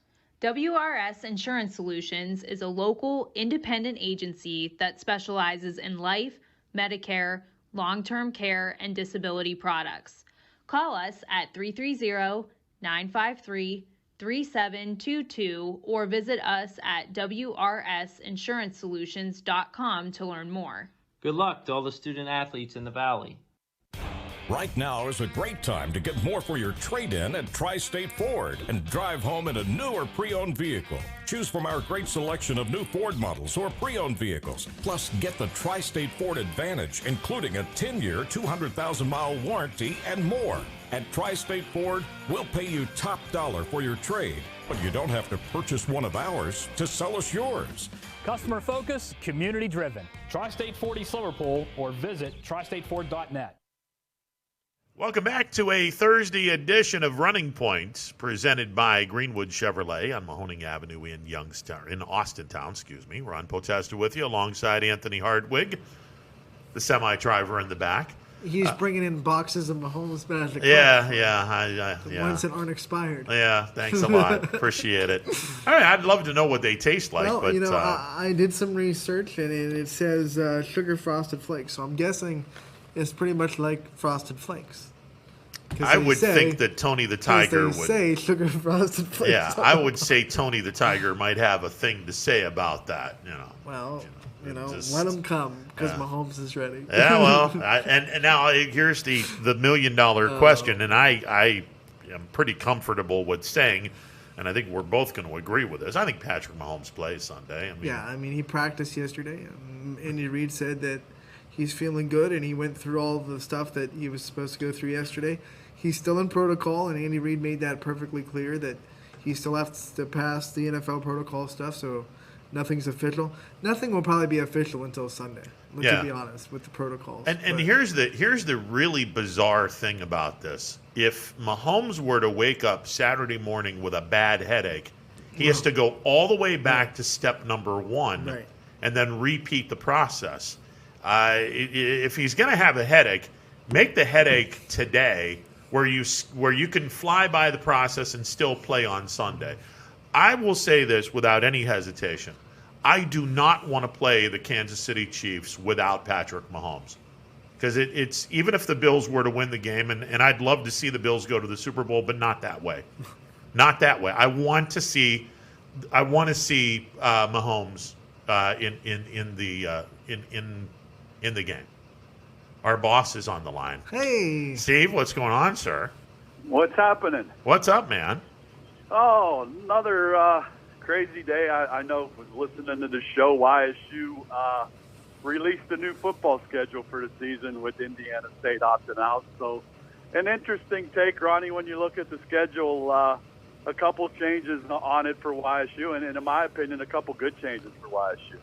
All right, now I had saw that the Indiana State program said we're going to bail out of spring football, and that kind of got everyone sort of wondering, okay, where are we supposed to go? Can we do a non-conference game?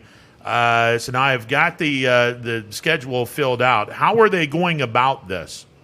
Well, the league got together, and obviously they told Bob and I that we would be informed once the league made the decision. So it's out. It's going to be an 8-game schedule. They'll play 8 league games. So there's a couple add-ons that were not on the schedule before the previous one. So the new schedule is, it's a good one. We open up Sunday, February 21st at North Dakota State at 3:30, which obviously is a tough thing to do, no doubt. But then after that, the interesting one for me, come right back at home on Saturday the 27th against UNI at home at 12. And then Southern Illinois March 6th at 12 at home. So back-to-back home games, and then a trip to South Dakota on the 13th, and then home to South Dakota and North Dakota, and then close out the season at Western Illinois and Missouri State. So when you look at this, there's some games there, Ronnie, in my opinion, and covering them and being around them, there's some winnable football games for this football team, in my opinion. Yeah, I want to see, and I hate the fact that we're starting right off the bat with North Dakota State. I mean, that's a tough draw. If you're gonna get the beast, you might as well get them early. You know what? That's where I'm like, okay, this could be one of those things. They may not be completely ready. It's game 1 for them. Maybe we get them in the Fargo Dome, and then that just sets off a string of things to really get this program flying and ready to go. I'm glad that you get Northern Iowa early as well. Northern Iowa and Southern Illinois in our place. That'll be solid. Yeah, that's the change, Ronnie. That was the week 2 change. If you remember, in the early schedule, we had the 8-game schedule, and that weekend of the 27th was a bye week for the Penguins. So that'll be the change, and that's the tough one for me, in my opinion, for Coach Phillips and his football team. You go to North Dakota State on a Sunday, play at 3:30, travel day, and then come back and play a Saturday game against a solid UNI team. But, after that, I think the schedule sets up really well. Obviously, South Dakota State will be a beast there, but all those other home games and all the other road games, I feel like we have a great opportunity. So just wanted to give you a call and review some of that. I just got the information myself, and I can let you guys get into that Bills-Chiefs game, which, in my opinion, you two are big-time fans. That's going to be a fantastic football game. And I really feel I think the winner of the football game wins the Super Bowl, in my opinion. I hope so. I hope so. That would be nice. Steve, Although, while we're talking YSU, the baseball team came out with a little schedule change too today, and you and DJ have had some fun traveling with YSU last year in the Houston series. How excited are you, and how much do you think it means for the baseball program to pick up 2 games against a team like LSU and go down to Baton Rouge? Well, I think that's awesome for Danny and that program to be able to get those schedules anytime. You can go play the caliber of LSU and Houston last year. And Mississippi State, our program, is continuing to get better. And this is going to be a good baseball season for us, Anthony. I think that this team, I like to set up a schedule. Ronnie's talked about it. With the pitching we have on these long weekend series, this is a team that could hopefully win this league and maybe get a berth into the college baseball playoffs, no doubt. Yeah, we've done it 2 times before. And the second time, I think we won a game in a double elimination, if I'm not mistaken. I think so. This is going to be fun because Nicholls State, and I looked real quick, Thibodaux and Baton Rouge are like an hour and change apart. But the game that they're going to be playing against Nicholls State is at noon, and then as soon as the game is over, you get in the vans that everyone will have, and take the vans to Baton Rouge, go up north on I-10, play the game at 7 o'clock, stay there, or go back to Thibodaux, and then drive back to Baton Rouge on Saturday, play LSU at 2 o'clock their time, and then come back on Sunday and play Nicholls State. That's call me happy with this one. You get an extra game on your schedule, and you're probably going to be getting 3 or 4 more extra games because the second to the last regular season weekend is open. So you're going to probably wind up with 54 or 55 games in the season, which is more than enough for this baseball team. Yeah, there's no doubt about that. That's fantastic news for YSU, and obviously what we do, and we look forward to being a part of YSU baseball again. But just wanted to call in to touch base. You guys are doing a great job. The high school tournament, no doubt, will be I get a chance to watch every night. There's a lot of good basketball teams, boys and girls. And Steve, I've seen your setup. You've been watching a lot of games on YSN. What are some of your takeaways so far of this basketball season, now that we're in the thick of it and we have so many teams playing? Well, I'm going to say this, first of all, for all you guys that cover our games and do the announcing for us, hats off to you. From myself, I know DJ, he calls a lot of games, but on my end of it, I get a lot of thank yous. I get a lot of compliments on what we do and who we are, and I think that's the biggest thing, Anthony, is these kids are getting some normalcy back. I mean, we're in a little bit of a hit now with some quarantine, but I think what I'm seeing now is teams starting to settle in and starting to get an identity. Struthers obviously is one of those teams in the boys, and Cheney, but I'm going to throw one at you that I talked with Keith Weekly. I would not sleep on Ursuline in a Division II tournament.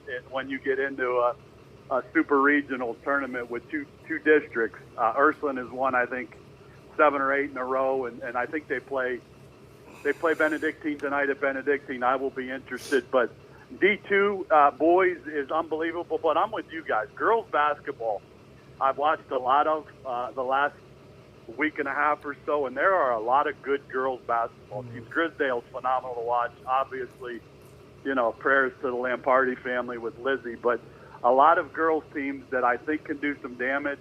And West Branch is that team, Anthony, that seems to start to be treading some water now where they're going to make this tournament run. So from all of us at YSN, I know we're excited for this tournament season to kick off. And also, we talked about, I mean, you brought the Ursuline boys. The Ursuline girls are going to be a sleeper in that Division III district, too, because they're very competitive and they have a lot of girls that can really give people problems. Yeah, I agree with you. I think Coach Kernan's done a great job with them. Anthony, you've covered the girls' end of it a lot. Their schedules would really help them. They played a lot of very good teams and some close games that I think are turning the corner for them where they're starting to beat people they're supposed to. So that's another team. But I think, overall the state, the North, Ronnie talks about this all the time, that I think our basketball has improved so much that a big take for me, Ronnie, was the Boardman game against Madison Washington. I know Boardman lost in overtime, but 2 or 3 years ago, let's be honest, that's probably a 15 or 20-point game. I think we're starting to catch them. I don't want to say we're there with them, but I think we're starting to close the ground between the Stark County area and our area of basketball. Oh, I agree with that wholeheartedly. And then you go with the, I think it was Sunday also, Cheney played Medina and lost to Medina by 3 or 4 points. That's a great Medina team. And Cheney goes out there and hangs with them. So, our area, it's still a little behind, but I love the fact that we're not getting any kind of recognition whatsoever in the AP poll. I'm good with that because we're going to be sneaking up on a lot of teams that may not realize just how improved basketball has become in this area. No, I agree with you, and I'm with you. I believe in that also, and I think that you'll see some of that. I think you're going to see some of our teams open some eyes to these super regional tournament styles. I think it's good for our teams to get some more exposure against the out-of-town teams. But just wanted to touch base. You guys do a great job. Keep doing what you do and calling those great high school games for YSN. I enjoy it every night, and let you guys get into some important stuff. This Bills-Chiefs game, I want to kick back and pop the computer on and listen. Yeah, well, it would have been fun if it would have been Bills-Browns. I got to be honest, but they had a great year, but they did. I'm with you. It's in my opinion, the two best teams are playing in the AFC Championship. The NFC could have gone either way with New Orleans and Tampa, but I think there's 4 teams that. It's going to be a fun weekend of football, but just wanted to give you guys a shout and congrats you guys on what you do for all of us in high school basketball. Appreciate it, sir. Always great hearing from you, Steve. All right, see ya. All right, have a good one. You too. Bye-bye. There's our boss, and we answer the bat phone when the bat phone rings because bat signal. Yeah, that's hello, Commissioner Gordon. All right, so we're both in agreement. Without any question, Mahomes plays this game. Mahomes plays. Yeah. Barring a setback. But. Yeah. Mahomes definitely plays this game, and I want to see. I want to see that.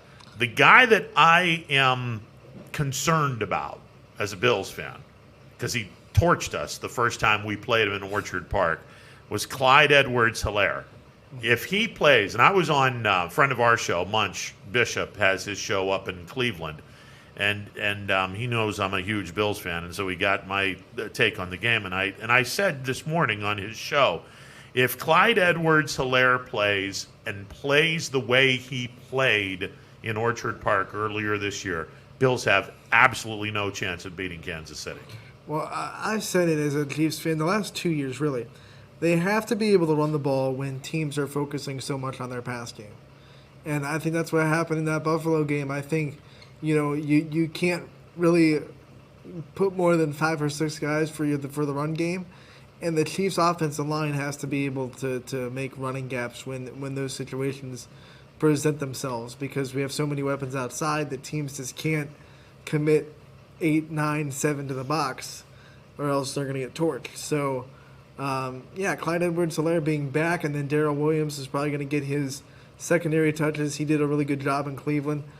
I think that's going to be important, and I think how the Bills decide to arrange their secondary is going to be important, because it's going to be different than Week 6.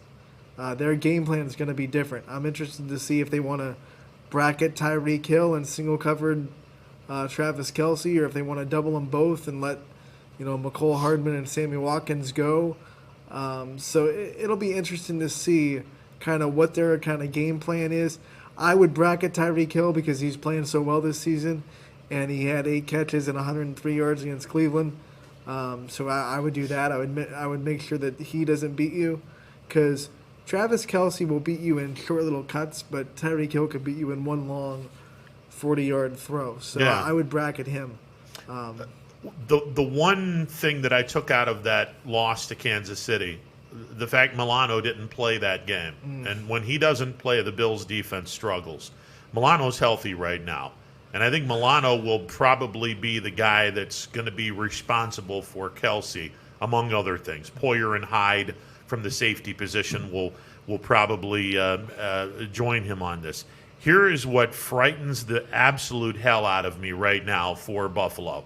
Vernon Butler is their starting defensive tackle. He was not in practice yesterday at all, has a quad injury. That's scary, because the last time these two teams played, Kansas City went up the middle and absolutely destroyed Buffalo. If you are without Vernon Butler, and oh, by the way, his backup, Quentin Jefferson, was limited in practice yesterday with an ankle injury. So you're looking at the top 2 players on the one side of Ed Oliver, and Ed Oliver has been underachieving like nobody's business this year. If Vernon Butler is not available and he's not 100%, and Quentin Jefferson isn't 100%, and Kansas City's run game is 100%, the Bills have no shot at beating Kansas City on Sunday. And I think another big story that's been overshadowed by Mahomes' injury is if Kansas City can have Bashaud Breeland in their secondary. Yeah. He's their best cover guy. He went down with a concussion in the Cleveland game. He practiced limited yesterday, so he's in concussion protocol just like Mahomes is. But if he doesn't play, that takes a big chunk out of Kansas City's coverage on the outside. And obviously Buffalo has a lot of weapons to deal with, just like the Chiefs do on the wide receivers. Yeah, who's going to be guarding Diggs? And if you're double covering Diggs, Beasley's going to be wide open to feel out the soft parts of the zone. And then there's a guy that has not been playing all that much this year, but he's coming off a 1,000-plus year last year, and he's a deep threat. John Brown might have a really big game. But I want to go back to your team, because there is a guy that has a very large, and I do mean large, axe to grind with the Buffalo Bills. Sammy Watkins was traded in McDermott's first year. He and the defensive tackle from Alabama, oh gosh, what the hell was his name? No, the name just escaped me. You said it yesterday when we were leaving, and I yeah, can't remember. and now the name just escaped me. But Sammy Watkins, the Bills traded him off, and then the Bills said, we're getting rid of people that are not committed to our football team. Marcel Darius was the other guy. We're getting rid of guys that just weren't committed to our football team. We wish him well. Wow, that's a backhanded compliment and kind of a little zinger on the way out. If Sammy Watkins is able to play, he's going to play pissed off with an axe to grind. Right. And Sammy Watkins may very well get the last laugh out of this on Sunday. And when Sammy Watkins plays, it just adds that another little bullet, because then you got McCole Hardman, who's pretty much a carbon copy of Tyreek Hill. Short, fast, streak routes. But then Sammy Watkins is that kind of eats the middle of the zone in the deep field. He did it to the Titans last year in the AFC Championship game. And then he had Travis Kelce and Hilaire, and it's just, as a defensive coach, it's just got to be so hard to decide who you want to take away. Yeah. Because there have been games when teams have taken away Tyreek Hill, but then Travis Kelce steps up and has a big game. And there have been games where teams take away Travis Kelce, but then, Tyreek Hill gets loose on a safety. It's going to be interesting to see, like I said, what the Bills' defensive game plan is. You got to be able to rush with 4. You can't blitz Mahomes. The Ravens proved that when they tried to blitz him earlier this season. He just rips apart the blitz. So you got to be able to put pressure on with 4 or 5 guys, or you're not going to get pressure. And this is where Buffalo is going to struggle because they have not had a pass rush very much all year long. Except Jerry Hughes, when he's on, he can be okay, really, but that's not good. The Browns did a pretty good job with getting pressure on Mahomes, even though they didn't get a sack. They really made him move around a lot and made him kind of throw before he wanted to a whole lot, and they didn't blitz a lot. So that was one of the things that. And the Browns' defensive line is really the strength of that defense. So they're a better defensive line than Buffalo. Right. This is the 2 strikes against Buffalo coming into this game. Their defensive line does not have, other than Jerry Hughes, they do not have a big-time pass rusher, and they don't have a running attack. So I wonder if they just do what they did with Lamar Jackson, and they don't focus on trying to get to him, but they focus on trying to contain Patrick Mahomes and at least keep him in the pocket. I think that's what's going to happen. So he doesn't make improvised plays, on the run like Mahomes likes to do. And at least tries to make him pick him apart from the pocket. And I think that's what's going to happen. They're just going to keep him in a pocket, have Klein and Edmonds set the edge. If the DNs can't set the edge, then Klein and Edmonds, the outside linebackers, set the edge. Let Milano try to, along with Poyer or Hyde, let him try to deal with Kelsey, and then the 2 wide receivers in the other part of the secondary have at it, and let's go from there. Look, this has the makings of a very high-scoring game, especially if Breeland doesn't play for Kansas City. And then one more guy you want to talk about before we kind of go and take on a break before Dre Smith comes on. If Tyrann Mathieu plays like he did against Cleveland, then that makes the Chiefs defense so. I mean, he had such a good game against Cleveland. Not just the interception, he had like 5 targets and -5 pass yards allowed. I mean, he really does well guarding those screens. You saw in that when the Browns tried to run the perimeter, he did a really good job setting the edge. He's the leader of that defense, and if he plays like he did against Cleveland, then that's going to make things really hard for Buffalo's offense. Yeah, it's going to be a fun game. I think this will be a huge test for the Bills. The fact that they played them the first time around in a COVID situation where they were preparing for 2 teams. They weren't even sure who they were playing with Tennessee. They thought they were playing Kansas City, and the day of the game, you got to play Tennessee first. They were never prepared for Kansas City, and then as a result, they were never prepared for They were never prepared for Tennessee, nor were they prepared for Kansas City. Here you go. You play the Chiefs again. Very talented team. More rain in the forecast. A healthy Josh Allen, a healthy defense, hopefully. It'd be a fun game. Bill's offense in the playoffs haven't looked spectacular. Well, Saturday they were playing in a driving windstorm, I know. That was kind of tough to watch. Where Mahomes can throw picks, but he doesn't usually do it. He hasn't thrown one in the playoffs yet. He's thrown one in the playoffs. I'm sorry, he threw one at the end of the game in New England. Don't throw Taron Johnson's way. Right. I mean, that's. Well, Lamar learned that. Lamar learned that lesson, unfortunately. Unfortunately for Lamar, he just has another playoff unraveling. I think this is going to be a very high-scoring game. Both teams in the 30s. If it's raining, I don't know if it'll be because playoff games are always like 7 points less than what you expect. Because usually in the playoffs, defenses make a play somewhere that you just maybe I might go 31-27. I think, or maybe the Chiefs miss an extra point because Butker's been missing extra points like it's his job this year. Maybe 30 to 20, 28 or 30 to 27, somewhere around there. I don't expect it to be less than 3 points. Yeah, more than 3 points. I'm saying 31-28. One way or the other. 31-28 will wind up being the final, and if it's the Bills, I'm going to probably be screaming until I can't talk on Monday, which might be pleasing to some people, especially if the Bills win. That might be pleasing to some people. But I think it's going to be a phenomenal game. This will be fun, and if Kansas City wins, I will be a gracious, wonderful. Look, you can be honest. And I've said this, I'm at this point now, I'm very happy where the Bills are. Mm-hmm. Win, lose, draw, and it sucks if they lose. But win, lose, draw, they have reached the threshold where I thought they could go, and that's the AFC Championship game. But now I'm greedy. I want to see this team in the Super Bowl. We'll see what happens. This one's for Chip. and I will never get that sound of his head bouncing off the frozen tundra at Rich Stadium. Who the heck was his backup? I don't even remember. Was it Bono? Yeah, it was. Okay. Yeah, it was, and he threw like Sonny Bono in that game. So, it was so bad. He threw a couple of picks, and I believe one of the Buffalo DBs was singing "I Got You, Babe" as he was running down the field. Bad Kansas City memories. Bad playoff memories of the '90s with Marty. Yeah, Marty was bad in the playoffs. Yeah, I can't explain it. Well, that whole there's a gleam. Yeah, there's something else. Yeah, like Tony Romo used that on Sunday, and I said, "You shut up."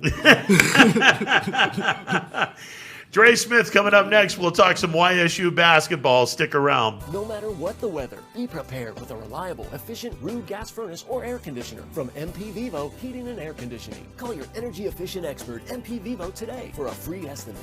Here at MP Vivo, we rely on Ruud, and so should you. Myers Family Insurance knows the importance of a great team. Our team continues to grow to help you with your Medicare and retirement needs. The annual election period is October 15th through December 7th. Now's the time to make sure your plan continues to meet your needs for the upcoming year. Call today. High-res Futurecast shows steady snow for the next few hours. Still just downright cold. It is bitter out there. Several strong bands of lake effect snow. Winds is kind of the big story today as well. So if you need a more detailed winter forecast on WFMJ.com and the Storm Tracker 21 app.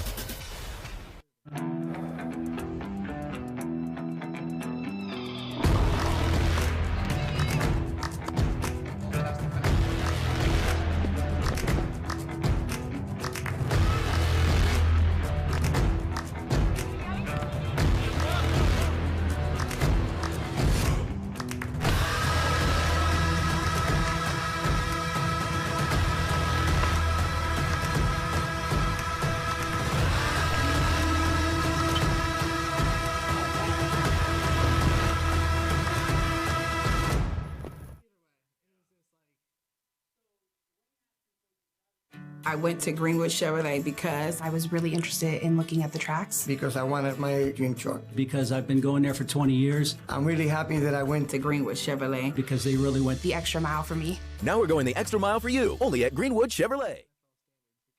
Planning a project around your home or rental property? Trust the electrical service to the local experts with 62 years of serving the Mahoning Valley. Joe Dickey Electric is your local go-to source for responsive, reliable residential electrical work. From everyday maintenance and repairs to new installations, electrical upgrades, and safety inspections, no job is too big or too small. Call Joe Dickey Electric today, 800-549-3976, or visit DickeyElectric.com.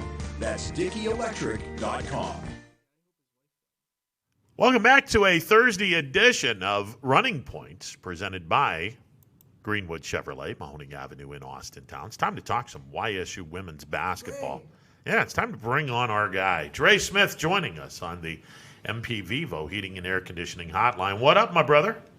Hi, guys. It's good to be with you. It's a beautiful day in the Mahoning Valley.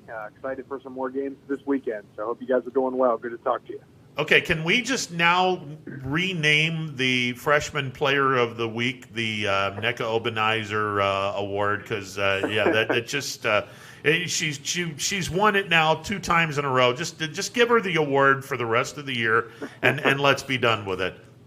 Right, she's making a case for an early case for Freshman of the Year in the Horizon League. There's no doubt. She's won it 2 of the 3 weeks that she's been eligible for the award, and she's the first player to earn Freshman of the Week 2 times this season. So she's playing really well. I thought on Friday at UIC in the first game, she got in a little bit of foul trouble early, but was still able to affect the game, and she had 11 rebounds. Only 2 points, but 11 rebounds.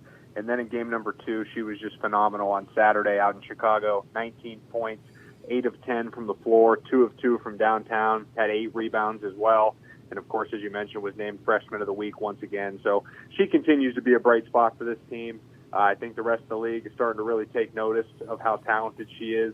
She's such a matchup nightmare as she can play down low but then step out and shoot the ball as well. And she hit a huge three-pointer in that game against UIC with about 50 seconds to go. She stepped back and hit a three with the shot clock running down to put us up 3 and break the tie and really send us to victory. So she's stepping up big in big moments. When you see that from freshmen, that's typically a good sign that good things are on the horizon. So I think everybody's really excited about her and want to see her keep it going this weekend. You know, you brought up Obie Iser's her ability to play both inside and outside, and you know, you don't see that very often from a freshman where, oh, you want me to play inside? Okay, I'll play it on a really, really high level. Oh, you want me to go and play a perimeter game? Okay, I'm going to play that on a high level too.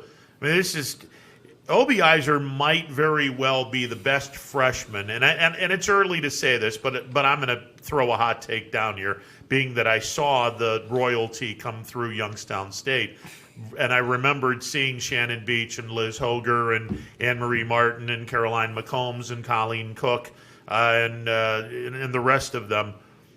Obie Iser might have more talent than any freshman that I have ever seen at Youngstown State University in women's basketball. And there's been a lot of great talent coming through Youngstown State. NECA might be the most talented I've ever seen. Yeah, no, and I think I'd have to agree with you. I mean, in my short time calling the game, this is my 6th year calling YSU women's basketball, and I can't remember a freshman coming in and having a immediate impact the way she has. I mean, Mary Dunn came in and was very good her freshman year, got freshman of the year in the Horizon League, but just didn't look as comfortable and as effective as Obie Iser has been. And I think the one thing that stands out with her, and talking to the coaching staff, they feel the same way, is just her competitiveness. You know, they expected her to be a big part of this team as a freshman. Coach Crane, the recruiting coordinator, said that his expectations for her were as high as anybody that they've brought into the program in 8 years here at YSU. So that tells you just how excited they were about her. But once they got her on campus and really started practicing and playing these games, you can see her competitiveness and just how tough she is. She brings an intensity to the floor that we haven't had, and I think that's important as well as her skill. She brings a mindset and an attitude that is extremely important in the Horizon League. When you're going to battle against teams like Wright State and Green Bay and Milwaukee and IUPUI, you have to have, you know, some toughness and some competitiveness to go up against some of these teams. She really brings that edge. She plays with a fire. She cares about winning. You can tell that. And I agree. I think her upside's as high as anybody I've seen in my time here. And I'm excited to see what she does moving forward. Yeah, and it seems like the women have really kind of turned a quick corner and have found a little bit of a rhythm the last week and a half, 2 weeks, 2 weekends. What do you think was kind of the switch they turned, or that corner they turned, where they really got to start to find a rhythm now that they're kind of finding some momentum? You know, I think it's been a combination of a couple of different things. I think, first of all, taking care of the basketball. You know, we've talked before about how they struggled with turnovers early, especially against Wright State in their first game against Oakland. They really struggled to take care of the basketball. But on this win streak, you've seen them value each possession. You've seen them cut back on the unforced errors, handle pressure much better. You know, at UIC last weekend, they really, like to press and pressure you and get up. And they caused some problems for us in game number 2 in that regard. But I think for the most part, we handled the pressure well, took care of the basketball. And I think also you're just starting to see the offensive rhythm finally come back. Coach Barnes had mentioned that was going to be the big thing that took some time to get back after the shutdowns and the pauses due to COVID-19 was their offensive rhythm. You know, he said that would be the thing that took the longest, sharing the basketball and finding rhythm, shooting the basketball. And I think you're starting to see that come back now. Now that they've played 6 games, they have some momentum, have some game shape back under them, have their legs under them. I think you're starting to see that offensive rhythm come back. And you're starting to get contributions from a number of players. I think that's key. You know, on Friday at UIC, you had Mary Dunn scored 19 points. Or I'm sorry, you had Chelsea Olsen and McKenna Peters each scored 20, and you had Mary Dunn score 19. So to get contributions from everybody is big. And then on Saturday at UIC, you had Obie Iser scoring double figures with 19. You had Mary Dunn in double figures with 18. Chelsea Olsen had 11. So you're starting to see a balanced scoring effort. And if Youngstown State can get 3 to 4 double-figure scorers like they have on paper right now with Olsen, Peters, Dunn, and Obi Iser, that's a pretty balanced attack that's going to be hard to stop. So I think they're starting to find a rhythm, and hopefully they can keep it going this weekend. Dre Smith joining us on the MP Vivo Heating and Air Conditioning Hotline. And in Chicago over the weekend, Chelsea Olsen became the 23rd YSU women's basketball player to reach the 1,000-point plateau. Hit a free throw with less than a minute left in the fourth quarter for the win. Talk about Chelsea Olsen, and correct me if I'm wrong, Dre. Is it now Olsen, Dunn, and Peters all over 1,000 points? Right now, it's Olsen and Dunn. They're both over 1,000. Mary reached 1,000 last year in the fourth game that she played, and McKenna Peters actually went over 750 points in her career this past weekend, so she's on her way to 1,000 as well. But right now, it is just Dunn and Olsen in the 1,000-point club, and it's pretty amazing to see these numbers that Chelsea Olsen's putting up in her career, as she continues to show her versatility. She's one of two players in program history that has at least 600 rebounds and 300 assists, and then you throw in the fact that she scored 1,000 points. She's actually the only player in the nation right now with a career totals of 1,000 points, 600 rebounds, and 300 assists. Just amazing, the versatility that she's shown in her career. She's going to go down as one of the best all-around players in YSU history. There's no doubt about it. And Coach Barnes mentioned that, with Chelsea, she's had to play point guard the last couple of years out of necessity. Ever since Melinda Trimmer graduated, the ball has really been in Chelsea Olsen's hands. So she has a lot of responsibility on her offensively, distributing the basketball, rebounding, being, an initiator of offense, but then to still get 1,000 points on top of all of that she does is pretty amazing. So, she's averaging about 13 points per game right now, top 10 in the league, averaging almost 4 rebounds to go along with almost 4 assists per game as well. So she continues to be extremely versatile. So it was great to see her reach that 1,000-point plateau. She deserves it, and we're going to need her to score the rest of the season because in her career, when she scores in double figures, YSU's 35-11. So that kind of tells the story. When she's scoring the basketball, the Penguins are tough to beat, so they're going to need her to continue that the rest of the way. And I think, all the numbers and things you just said kind of correlates this point, but I think one of the things that makes her so special is the fact that you said she averages 13 points a game. She's got the talent to score 23 points a game, but she sacrifices her own points to find better shots out of the offense, and that just speaks detriments not just to her ability as a point guard, but her ability as a leader on the court and the basketball IQ that she brings to the table. Oh, there's no doubt about it. You're right. She could score 20 a game. There's no doubt.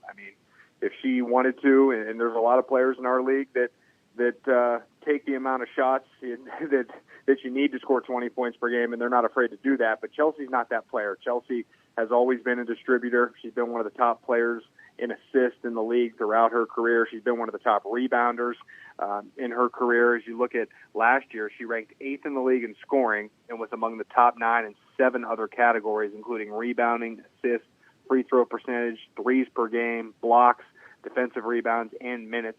So she just does it all. Like you said, she could score 20 a game if she wanted to, but she's a very unselfish player. She is always willing to defer to teammates. I think sometimes Coach Barnes wants her to be more aggressive at times, but that's just the player she is. She wants to get her teammates involved. She wants to share the basketball. She's made everybody else better around her. There's no doubt about it. And with her, Mary Dunn, and McKenna Peters, that's a core right there that's been together for a number of years, and you're seeing the benefits of that pay off. And I just hope that those three, have some more basketball, together, not only this year but beyond this year as well. Dre, we made mention they've played 6 games. They lost the first 3 games. In those 3 games, YSU were averaging over 20 turnovers per game. In the 3 victories, they've taken care of the ball. There's a direct correlation, believe me when I tell you. They're now going to be playing a Detroit Mercy team that's 1-9 in the league, 1-13 overall. Now they're talented, but they've certainly not had that talent translate in the wins and loss department. Detroit Mercy. This is a golden opportunity for the Penguins this weekend to jump right back into the race in the Horizon League. Oh, absolutely. These are 2 huge games. Detroit Mercy's lost 6 in a row. They've had their struggles. They were without their best player in their last 2 games, 2 losses to Oakland. They didn't have Kayla Webb, who is a junior guard and a transfer from Providence, who is extremely talented. She's 3rd in the league in scoring at nearly 18 points per game and is about as good of an individual player as you'll find in the league. Talking to head coach John Barnes, he said that it's going to have to be a group effort guarding her. She's the type of player that demands respect from the entire defense. They have to know where she's at all times. So it's a challenge. They also have a player named Solaire Starks, who was a member of the Horizon League All-Freshman team last year. She averaged 10 points a game, was Detroit's leading scorer. So they have a number of players that are talented. They have some weapons, as you mentioned, 1-13, struggling a little bit, but they played a tough non-conference schedule. They've played some tough teams in the league. They've played some of the good teams in the league close. So it's going to be a challenge, and I think everybody's ready for that challenge. They play a lot of 2-3 zone on defense, which will be different than what YSU has seen so far. So going to require some ball movement, sharing the basketball, being efficient on offense, and then, as you mentioned, taking care of the basketball as well and trying to stop Kayla Webb on defense. So it's a tall challenge, but if Youngstown State can get a couple of wins this weekend and get to 5-3, as you look at the schedule, things start to look pretty favorable. You go to Robert Morris after that, who hasn't won a game yet, and then you get Purdue-Fort Wayne at home. They haven't won a game yet. So the schedule starts to look pretty favorable, and you can start stacking some wins together here. So definitely a big weekend for the Penguins. Yeah, and this would be in a normal season, if the Penguins were really rolling like they are right now. This would be like the weekend where you go, watch out, don't get too ahead of yourselves. You're playing a team that's struggling, but you still got to respect them. But in this season, with all the things that have happened in the beginning of the year and the shutdown and the struggles the Penguins had to start, do you think that kind of helps guard against that mentality where you kind of fall asleep against a team that's struggling at the moment? Do you think the start and definitely the shutdown kind of helps guard against that kind of lull that you might see in a normal season?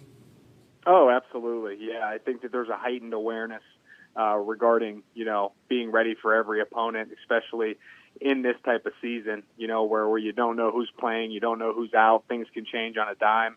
I know there's been a message this week from not only the coaches but the senior leaders that, this team needs to take Detroit seriously, regardless of their record and the struggles that they've had. They've played some tough teams. They're talented. They're well coached under Anne-Marie Gilbert, who's a first-year head coach who used to be at Eastern Michigan. She recently was at Virginia Union in Division II and took them to a national championship game. So, a well-known coach, an established coach, talented players. As I mentioned, Kayla Webb is as good as it gets scoring the basketball. She leads the league with 32 made three-pointers, so she can really beat you from outside. So I think they understand that even though they're playing well and Detroit's struggling, that any team can beat you on any given day, especially Youngstown State has been prone to, turning the ball over and having some letdowns. So if you do that against Detroit, you're going to lose. That's just the reality in Division I basketball. If you don't take a team seriously, if you don't play well, you can lose to anybody. And I think that's been the message this week. So I think the team's fully aware that they need to bring their A game if they want to get a couple of wins this weekend. Dre, before we let you go, and we're speaking with Dre Smith. He is the voice of the YSU women's basketball program, joining us on the MP Vivo Heating and Air Conditioning Hotline. Have you spoken to John Barnes and the players and gotten a feel for whether they're used to the fact that we're not going to have anybody in the stands for the remainder of the Horizon League season, what it's been like to play basketball in front of nobody, and whether they're used to playing basketball in front of nobody? Yeah, I've talked to Coach Barnes about it, and, he definitely, I think, thought it was definitely weird at the beginning. It was strange. It sort of felt like a scrimmage, and but he said once the ball gets tipped that he's pretty locked in and doesn't really notice it after the game starts. He's so focused on execution and, what the Penguins are doing on the floor. So he really kind of takes it business as usual. But talking to some of the players, that's definitely where you find a difference. One thing that I've noticed in my time with YSU women's basketball is we have some of the best, not only fans here locally, but parents of the players. They support their kids beyond belief. Doesn't matter where we travel to on the road throughout the years. You see the parents at the games, and of course they're at all the home games. So, you have kids that play on this team that have never played a game without their parents in the stands. You know, they go everywhere that they go. They come to all of the games. And, you know, talking to McKenna Peters this week, I know she said that, you know, there's times she looks into the stands and is looking for her parents and remembers that, you know, no one's there. So it's tough for the players, I think. They're so used to having their families there, having their parents there to support them. And I think that's where it's most disappointing that the Horizon League couldn't find a way to allow parents to watch their kids play. But that's neither here nor there. You know, the situation is what it is. And I think the players have gotten used to it in a sense, but still tough not having that support there that they typically have. And I think the biggest thing for the Penguins has been keeping their bench engaged. You know, I noticed in Chicago this past weekend, the YSU's bench was really energetic. You know, they had a lot of energy from the bench. The players that weren't in the game, the injured players were, you know, up yelling and screaming and cheering on their teammates, and UIC was doing the same thing. So I think teams are really trying to manufacture that energy as best they can from the bench, just because it's not there from the crowd. And, of course, at Beagley Center, we have such a great home crowd, such great energy that typically comes when the Penguins go on a run or make a big play, and that's been missing. So I think the bench is trying to make up for it, but definitely not the same without the fans, and it's affected the players. So it's something they have to get used to, and hopefully next year we can get back to some normalcy and have our great fans back in the stands. Well, the kids can certainly get on a roll here. The next 6 games are all winnable, and, well, boy, if the Penguins can do that, they're really back into the thick of things. But it's got to be one game at a time, especially against this Detroit team that is far better than a 1-13 record would indicate. Absolutely. Yeah, this is going to be a tough game. You know, I think that Detroit's going to throw everything they have at us. It'll be, you know, they're desperate. They've lost 6 in a row and are falling out of the league competition. So they're going to be extra hungry and desperate to get a win on their schedule. And we're desperate to get back in the thick of things here. You know, like I said, if you get to 5-3, all of a sudden you're kind of back in that top half of the standings where you're within striking distance of some of the top teams. And right now, like you said, just one game at a time. I think that's the message, and hopefully we can stack a few wins together here and then get on a nice little roll. Yeah, and you know, we've talked about this before, but another thing that makes this kind of a tough situation against a struggling team is you're playing them once and twice. I mean, back to back. So, you know, you could blow them out on Friday, and then all of a sudden, you know, once again on Saturday they can come at you with a new sense of kind of pride and momentum. So, what kind of challenges have you seen so far this season of playing teams back to back, and how the Penguins have handled that?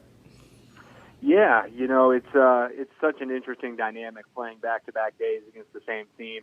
I think one of the biggest things is just, you know, there's not that time to make major adjustments in between games. Coach Barnes said that, you know, you really can't reinvent the wheel between game 1 and game 2. You can only make minor adjustments. So at the end of the day, I think it comes down to effort. It comes down to, you know, what team wants it more. You know, you see that whether it comes, you know, taking care of the basketball or rebounding. I think a lot of it is just effort.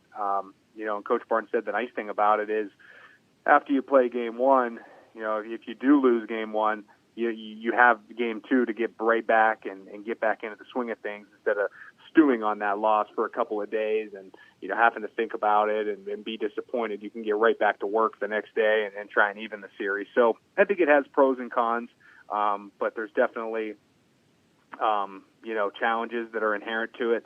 I think for the players, their biggest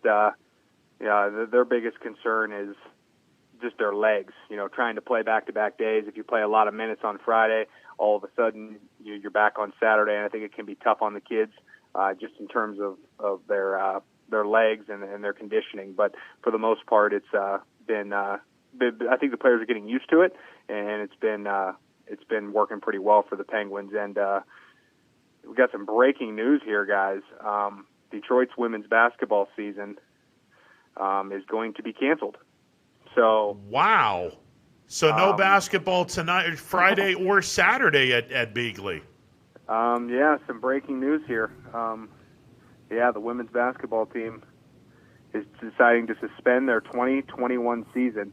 Now, I would keep an eye on the schedule, though, because I think there's going to be some changes coming. There could still be some basketball this weekend for Youngstown State. I think that the schedule could be adjusted to provide the Penguins some games this weekend, so keep your eye on that. But women's basketball for Detroit has been canceled for the remainder of the season, so we will not be playing the Titans this weekend. How about that? Dre, is this COVID related, or are they just shutting the doors down? Well, the quote here from Detroit Mercy says that the health and well-being of our student athletes is our athletic department's top priority.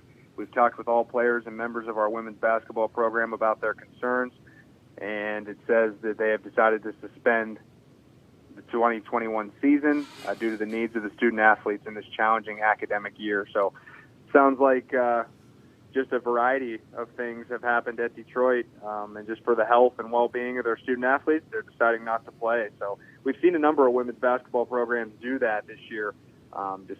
Duke, most notably, I know, canceled the remainder of their season. So Detroit Mercy following suit. So some breaking news here on Running Point.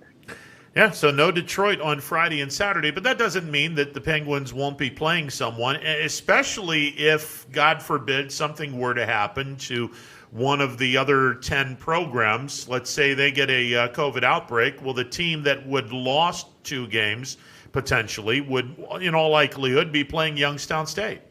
Right, and what I would keep your eye on is UIC, who we actually played last week. I would keep your eye on them being a potential opponent because their games, originally scheduled games against Northern Kentucky, were canceled earlier this week due to COVID-19 issues within Northern Kentucky's program. So that frees up UIC and Youngstown State. So we may be getting a rematch between the Flames and the Penguins, and they could be playing for the second straight weekend, 4 straight games between UIC and YSU. So keep your eye on that. YSUsports.com will have all of the updated info as it becomes available. All right, so the Detroit Mercy Titans, they're out for the rest of the year. That's breaking news, courtesy of Dre Smith, that literally we kept you on the line, and thank God we did. We get the breaking news, so there you go. Yeah, crazy. It's a crazy year, guys. There's no doubt about it. So that's funny. Right after you said you just don't know who you're going to play or what's going to happen in the season, a few minutes later that breaking news comes up, and it's like a blaring kind of staple to what you just said. Yeah. I mean, this is the year we're living in right now. I mean, it's tough to play through a global pandemic, and there's a lot of challenges out there. And I know that some teams in the league have only played 4 games. Northern Kentucky, for instance, has only played 4 games, where Milwaukee's played all 10 of their league games. We've played 6. So it's just you never know what's going to go on from day to day in college athletics in this environment. So it'll be hopefully a new opponent for the Penguins this weekend, and hopefully it'll be a quick turnaround, but hopefully the Penguins can get it done. So very interesting development. Dre, always a pleasure, sir. Oh, always a pleasure to be on with you guys. Thank you so much for having me. Appreciate it. Dre Smith on the MP Vivo Heating and Air Conditioning Hotline here. We were scouting Detroit Mercy, and oh, by the way, Detroit Mercy said, we don't want to play anymore. We're suspending our season. Welcome to COVID. Crazy. That's and I think the 1-13 record probably had something to do with. They had maybe they were having struggles. They went past just on the basketball court, and they just said, you know what, guys, we're not getting past this, and there's also the safety to. So what's the point in going on if we're having other problems outside the court? So, but we'll see who the Penguins play on Friday and Saturday. But the YSU women right now, officially without an opponent. Detroit Mercy season over. They shut down the basketball program for the remainder of the 2020-2021 campaign. The third Division I team to do that now. I think Duke women did it first. Yep. I can't remember. There was a team not too long ago that decided to shut down their season, and now Detroit Mercy. Yeah. While we had Dre on, some breaking news out of the National Football League. Kevin Stefanski has been named Coach of the Year by the Pro Football Writers Association and the Sporting News. So congratulations to Kevin Stefanski, Cleveland Browns head football coach. No surprise, he gets Coach of the Year. And while we were on the air, the Steelers, much to our chagrin, Anthony, the Steelers just signed Dwayne Haskins to a contract. We were not expecting it, that's for sure. But one of the things that you talk about, and I don't know if it's a fit. I don't know if they've signed him or if they're, talks of signing him or whatnot. I don't know if it's, official.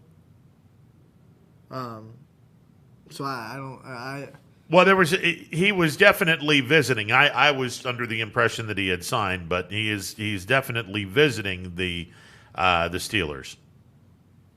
So that interesting to say the least. So no one knows what's said in those meetings, and everyone in the league knows the trouble that Haskins got into. This not just the stuff with they got him booted out of Washington because he had problems before that, I believe, where Washington suspended him, and then his play on the field wasn't really up to snuff. I mean, Alex Smith came in and replaced him, and he won all but one of his starts. So that tells you that Haskins wasn't winning with a team that could win with another quarterback. But when you look at the Steelers and their organization, they've always been a team that when they sign people, they're very thorough about it. And especially now, like we said, they're coming off a stretch of years where they had people who were internal problems in their locker room that they got rid of when they needed to. I mean, Antonio Brown was causing a lot of problems. They just said, you know what? We'll see you later. Le'Veon Bell was causing problems. They decided not to sign him again. They decided not to pay him the money that he wanted, so he left Pittsburgh. So they're a team that they're not like the Cowboys who we talked about off the air who just, we'll just give this guy a fifth chance or a sixth chance. We don't really care all of the things that he's done in the past, but Jerry Jones likes to kind of sign people no matter what the thing is, and he's had a career of doing that. The Steelers aren't like that, so I'm sure that they've had a very thorough kind of interview with Dwayne Haskins, and if they decide to sign him, we can sit here and talk about what he's done this season and the play on the field last season, and they must see something in that interview that says this kid's okay to. They have signed him. Okay. So they have to see something in those meetings with him that say that this kid's good enough to be in our organization, because there's high standards in the Steelers organization. They want to win championships, so they're not like the Jets who are just where they're desperate for talent. So something went on in that meeting, and Dwayne Haskins impressed them enough to say, we're going to give this kid a chance, and we're going to have him on. Maybe Big Ben comes back next year, and it's going to be like a Patrick Mahomes thing where this kid is someone who can get mentored by someone who knows how to do it. Yeah. Which would be a perfect scenario, because the one thing we said about Haskins is immaturity, not just with the off-the-field issues, but with his leadership and the way that he kind of led the team. The locker room responded a lot better to the other quarterbacks than they did with him. You could see that on the field with the way they played. Like I said, Alex Smith came in on no legs and won all but one of his starts. I know it's hard not to play for a guy like Alex Smith with that story. Sure. But at the same point, you could tell that team was not behind Dwayne Haskins, and that probably goes to his leadership and his maturity level. So I think if Ben comes back, which we don't know if he will or not, being behind someone that can kind of put you under his arm and kind of lead you towards that path, then that can really be beneficial to a guy like Haskins, who on the surface, talent-wise, everything's there. It's interesting. I follow Colin Dunlap, who hosts a morning show on 93.7 The Fan out of Pittsburgh. And he just made mention something that really could be entertaining. Colin Dunlap believes that this signing means one of two things. Either Ben is about to retire and Mason Rudolph becomes the number one quarterback and Haskins is the backup, or the Steelers have hardly any confidence in Mason, and they're looking at Haskins to be the backup quarterback now for Ben. One or the other. Now, honestly, I would bet on the latter. If I'm picking who I would rather have as my starting quarterback or as a backup quarterback, Mason Rudolph or Dwayne Haskins, and I'm just going by talent. I'm not going by jackassery. I'm going by talent. I'm taking Mason Rudolph over Dwayne Haskins. I think the raw talent is Dwayne Haskins way above. I think what we talk about with his struggles in the league go a little bit deeper than just how talented he is, and that's why I said I think he could really improve from a year under someone that can mentor him. Yeah, this is going to be really entertaining to see what happens. And again, keep in mind the Steelers have no cap space whatsoever, and if Ben decides not to retire, they're at that limit because that cap space is not going up in 2021. Or they could rework his contract. Like Ben could say, "Hey, I don't need $41 million this year. Like I'm on the hook for. Sure. Let's just rework a 1 or 2 year deal. That's a lot easier on the franchise." Because Ben's already come out and said that if he does come back, he wants Juju to come back with him.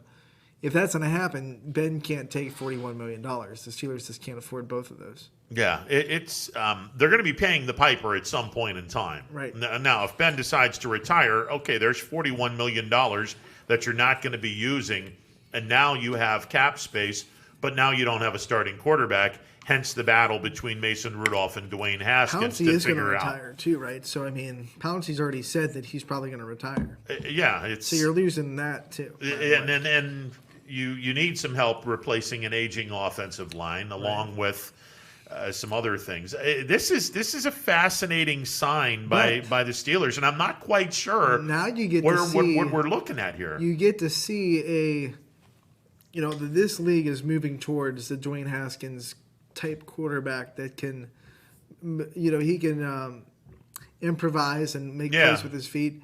Now you get to see him with a lot more weapons than he had in Washington. This is true. Which probably makes the Steelers, who play in the same division as Lamar Jackson, kind of go, ooh, now we have better receivers than Lamar Jackson, and we have a Lamar Jackson-esque quarterback that can kind of make the same plays with his feet that Lamar can. Yeah.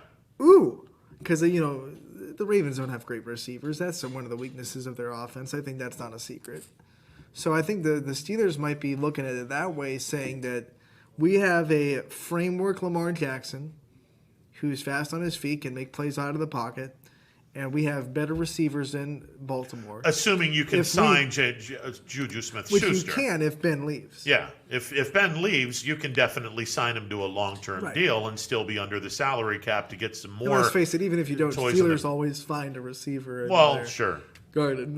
Yeah. I mean, they can go in the draft and probably grab one. They can grab Chase Claypool. One of the reasons why they're so good is because they draft so well. Oh yeah, that's true.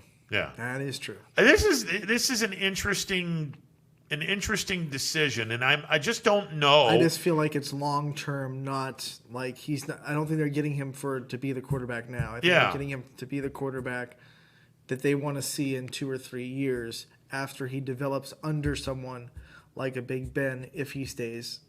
Which I think he will now that they signed this guy. So that has to mean that the Steelers don't have the full confidence in Mason Rudolph. Right. Which... Would you? Honestly, he's not a bad quarterback. He's not bad. He got into 8-8 last year, which is better than a lot of people thought they would be. He's not a horrible quarterback. I mean, he did throw for over 3 bills against the Browns the last week of the season. Not that the Browns secondary is anything to write home about, but still, you throw over 3 bills against any NFL defense, you're doing a pretty nice job. Man, this is intriguing because if Ben's retiring, this makes perfect sense. You let Rudolph and Haskins go about the business of trying to figure out which one's the starting quarterback. More importantly, the Steelers have a bunch of money under the cap now that they don't have to, deal with the $41 million of Ben. And if Ben leaves, Pouncey's going to leave. So you got a really ton of money to deal with, and then you just write a new chapter with the Steelers. But if Ben is coming back and he takes a pay cut so they can re-sign Juju Smith-Schuster, then this just tells me, okay, you as an organization really don't have the confidence that we all thought you had in Mason Rudolph.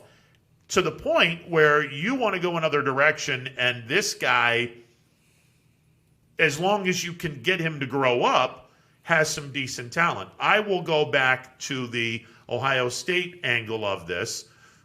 You've never seen an Ohio State quarterback play well in the NFL, and there's a reason for it. I'm just going to let that one percolate for a little bit. Because I think Fields has a good chance. Fields is going to be a bust in the NFL. I think he's got a chance. You gotta remember that it's not all based on the quarterback. Sometimes you have to go to the right spot. Oh, absolutely. I agree with that. Like if Patrick Mahomes went, I mean, he'd still be great eventually. But if he went to a, yeah.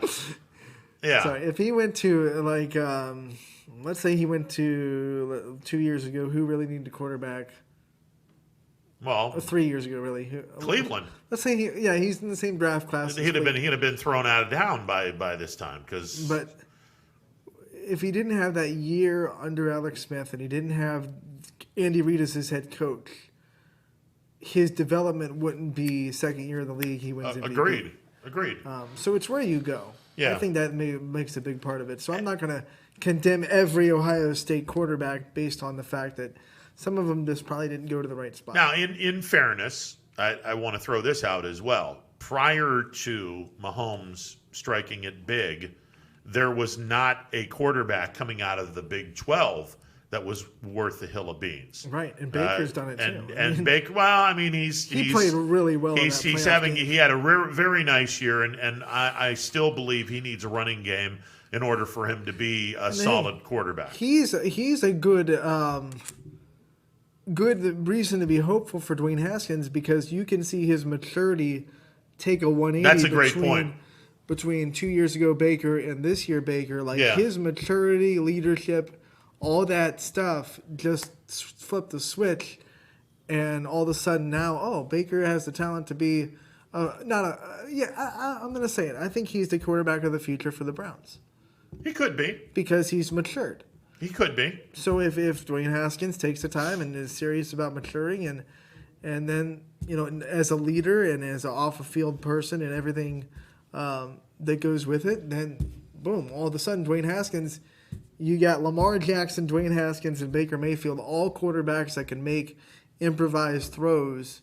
And Joe Burrow, by the way, who's going to be coming back. Yeah. He can also... The AFC North gets a whole lot better. That's going to be an AFC North full of quarterbacks who kind of play the same kind of quote-unquote style. Yeah.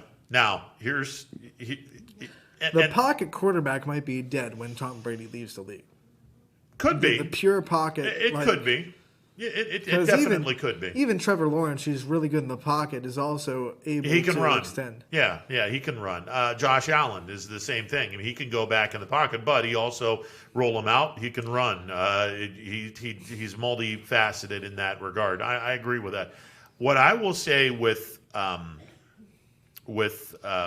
Haskins, this is it for him. You got your stupid stuff taken care of, and you ran yourself out of one game. This is it, unless his personal stuff doesn't change, but his talent goes up. Then he'll have all the chances. Well, yeah. Because we've said it, off the air. You can probably go through every franchise in the NFL, Chiefs included. Yes. Who have looked past a lot of stupid stuff. Because someone is really, really talented and helps. Well, the Chiefs got rid of Kareem Hunt, who did a really stupid thing, and the Browns said, "Thank you very much. Right. We like him because he's still productive." Randy Moss, the list goes on and on and on and on and on. A lot of Cowboys. A whole bunch of Cowboys. That kicker for the Giants a couple years back. That had therapy journals come out that were 5 years old about fantasies about killing his wife and whatever, and it's even then I was how do you not? There's no way you don't know about that for 5 years, and he's wait a second, he can kick it from 60 yards. Right. We've signed this guy to a contract. Wait a minute. Osama bin Laden can throw a ball 95 yards down the field. Let's bring him on. I mean, I might have gone a couple steps far with that, but it's And we can crucify the teams as much as we want, but it's a culture thing because we as a culture put those athletes on a pedestal. Absolutely. So we have standards, and we have standards for the NFL and all the professional sports that are drastically different than our standards for college, high school, youth. Like, we let things go in the NFL that we would never want to see in high school. Yes and no. I mean, we do. I mean, I saw like 10 examples of it in the first half of after the whistle, pushing and shoving in that Saints-Rams game. Sure. But we want that. Like, we do not want any extracurricular pushing and shoving in high school. But it's like we glance right over it when it happens in the professional league. But if someone gets into trouble in high school, and it's happened quite a few times. I don't know recently, but in my era, it's happened quite a few times. It gets swept under the rug if it's a really good player. You're right. And that's wrong. There are times when that happens. But and that's wrong. Usually that's in like the big schools. Yeah. When you can sweep that. Sure. Smaller schools, if someone does something really stupid, you're off the team and your records are gone and, Yeah. Yeah, and it wasn't like that all the time. You get caught drinking in high school. You know what I'm saying? And it's like there's plenty of NFL players, NBA players, all the leagues that have alcohol and drug abuse problems. Yeah.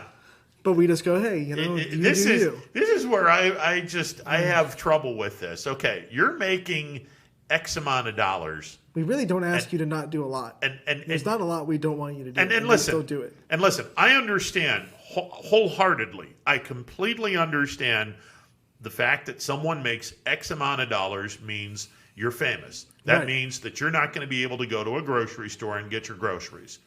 Pretty good chance of that happening. I've seen professional athletes have to go into a department store while the department store is closed to get their stuff.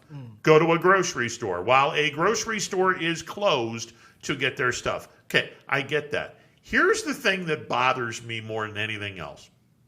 When a professional athlete decides, well, we're going to go out and we're going to party, but we're going to drive ourselves. Wait a second. Time out.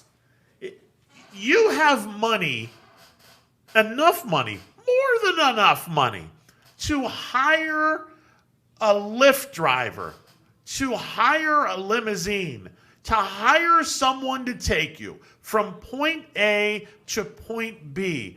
Why in the world would you get behind the car after a night of drinking? You're a multi-million-dollar athlete. Surely you understand that you're sending a bad message. Not just that. You have an opportunity where you do something stupid. Not only is your career in doubt, if you get hurt, your career's over. Well, it goes to prove that money doesn't fix personal problems.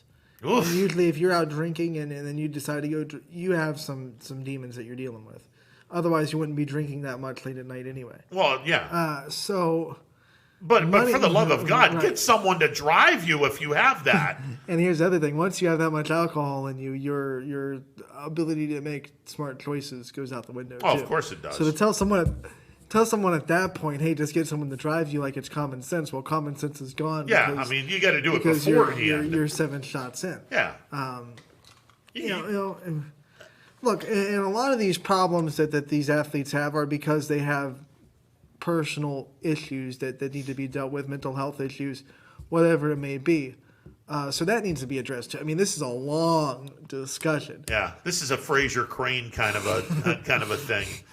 The point of the matter is, there are a lot of things. I mean, we attacked Dwayne Haskins for what he did, and we do this with a lot of athletes. We just go, oh man, but we also have to look at our culture and the way we let things kind of go when it comes to the standards that we put on professional athletes. If they're good. If they're good. If they're not good, you're not letting any of that stuff go, because fans want championships. Right. Fans, even though we have nothing to do with it. I mean, look, I wear the gear, but I ain't getting a Super Bowl ring And if this team wins 2 more games. Like we said, there is almost no franchise that you can go into their history and say they haven't done this at one point. Not the Chiefs, not the Bills, not the Browns, not the Steelers. I mean, we all kind of look past things when it's something that's going to help our team that we root for win. Absolutely. And it's a culture thing. Absolutely. One of our Hall of Fame players in the 90s, the greatness of the 90s, when he was younger, got picked up for a DUI and was charged with a DUI. Right. Now, if he weren't a great player, he would have been released. Right. But because he was an all-world player and wound up going to Canton, Bills didn't release him because they had a first-round draft pick invested in him. And I love Derek Thomas, but how many times did Marty Schottenheimer just kind of put up with being late, not really following team rules? He would never get into criminal trouble, but just even stuff like that, like breaking team rules and stuff like that Marty Schottenheimer would just be like, but it's Derek Thomas. Yeah, you know what you got to deal with it. Yeah. How many times did the Indians have to deal with Albert Bell's shenanigans? Well, if Albert Bell was a 220 hitter that didn't have any power, his ass would have been shipped out of Cleveland years ago. But because he hits 50 home runs and is a menace at the plate, everyone loved him. Everyone in Cleveland loved him. He was our guy. Well, when he left Cleveland and signed that contract with the White Sox, the fans were the first to say, wow, look at how disgusting this guy is. He needs to be out of the NFL. He needs to be out of Major League Baseball. Really? Where were you people when this disgusting stuff was going on and when he was in an Indians uniform? And it's fun that those kind of discussions kind of switch when and I'm guilty of it in my lifetime too. It's like all of a sudden, oh, how could this player do this? This is so stupid. How could you sign him? And then you look at it and you go, our team has a couple of players like that. Yeah, exactly.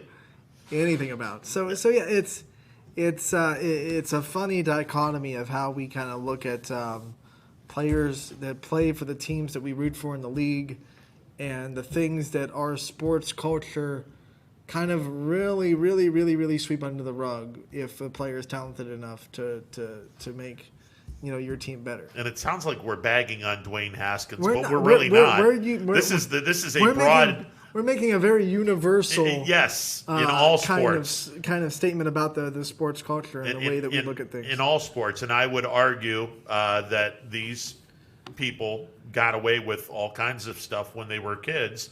And they were put on a pedestal very young because of their athletic ability. Yeah, and then some of them weren't. Some of them grew up in the spot where hey, we're gonna go over the corner of the street and see someone get killed. Yeah, and that's just a hard culture to get past. Yeah, that's true too. But either way of the spectrum, like I said, we look past a lot of things. I mean, Tyreek Hill. I mean, we got to bring it up because he's on the Chiefs. He got kicked out of college because he was charged with domestic violence. Yep. A couple of years ago, investigated for child abuse.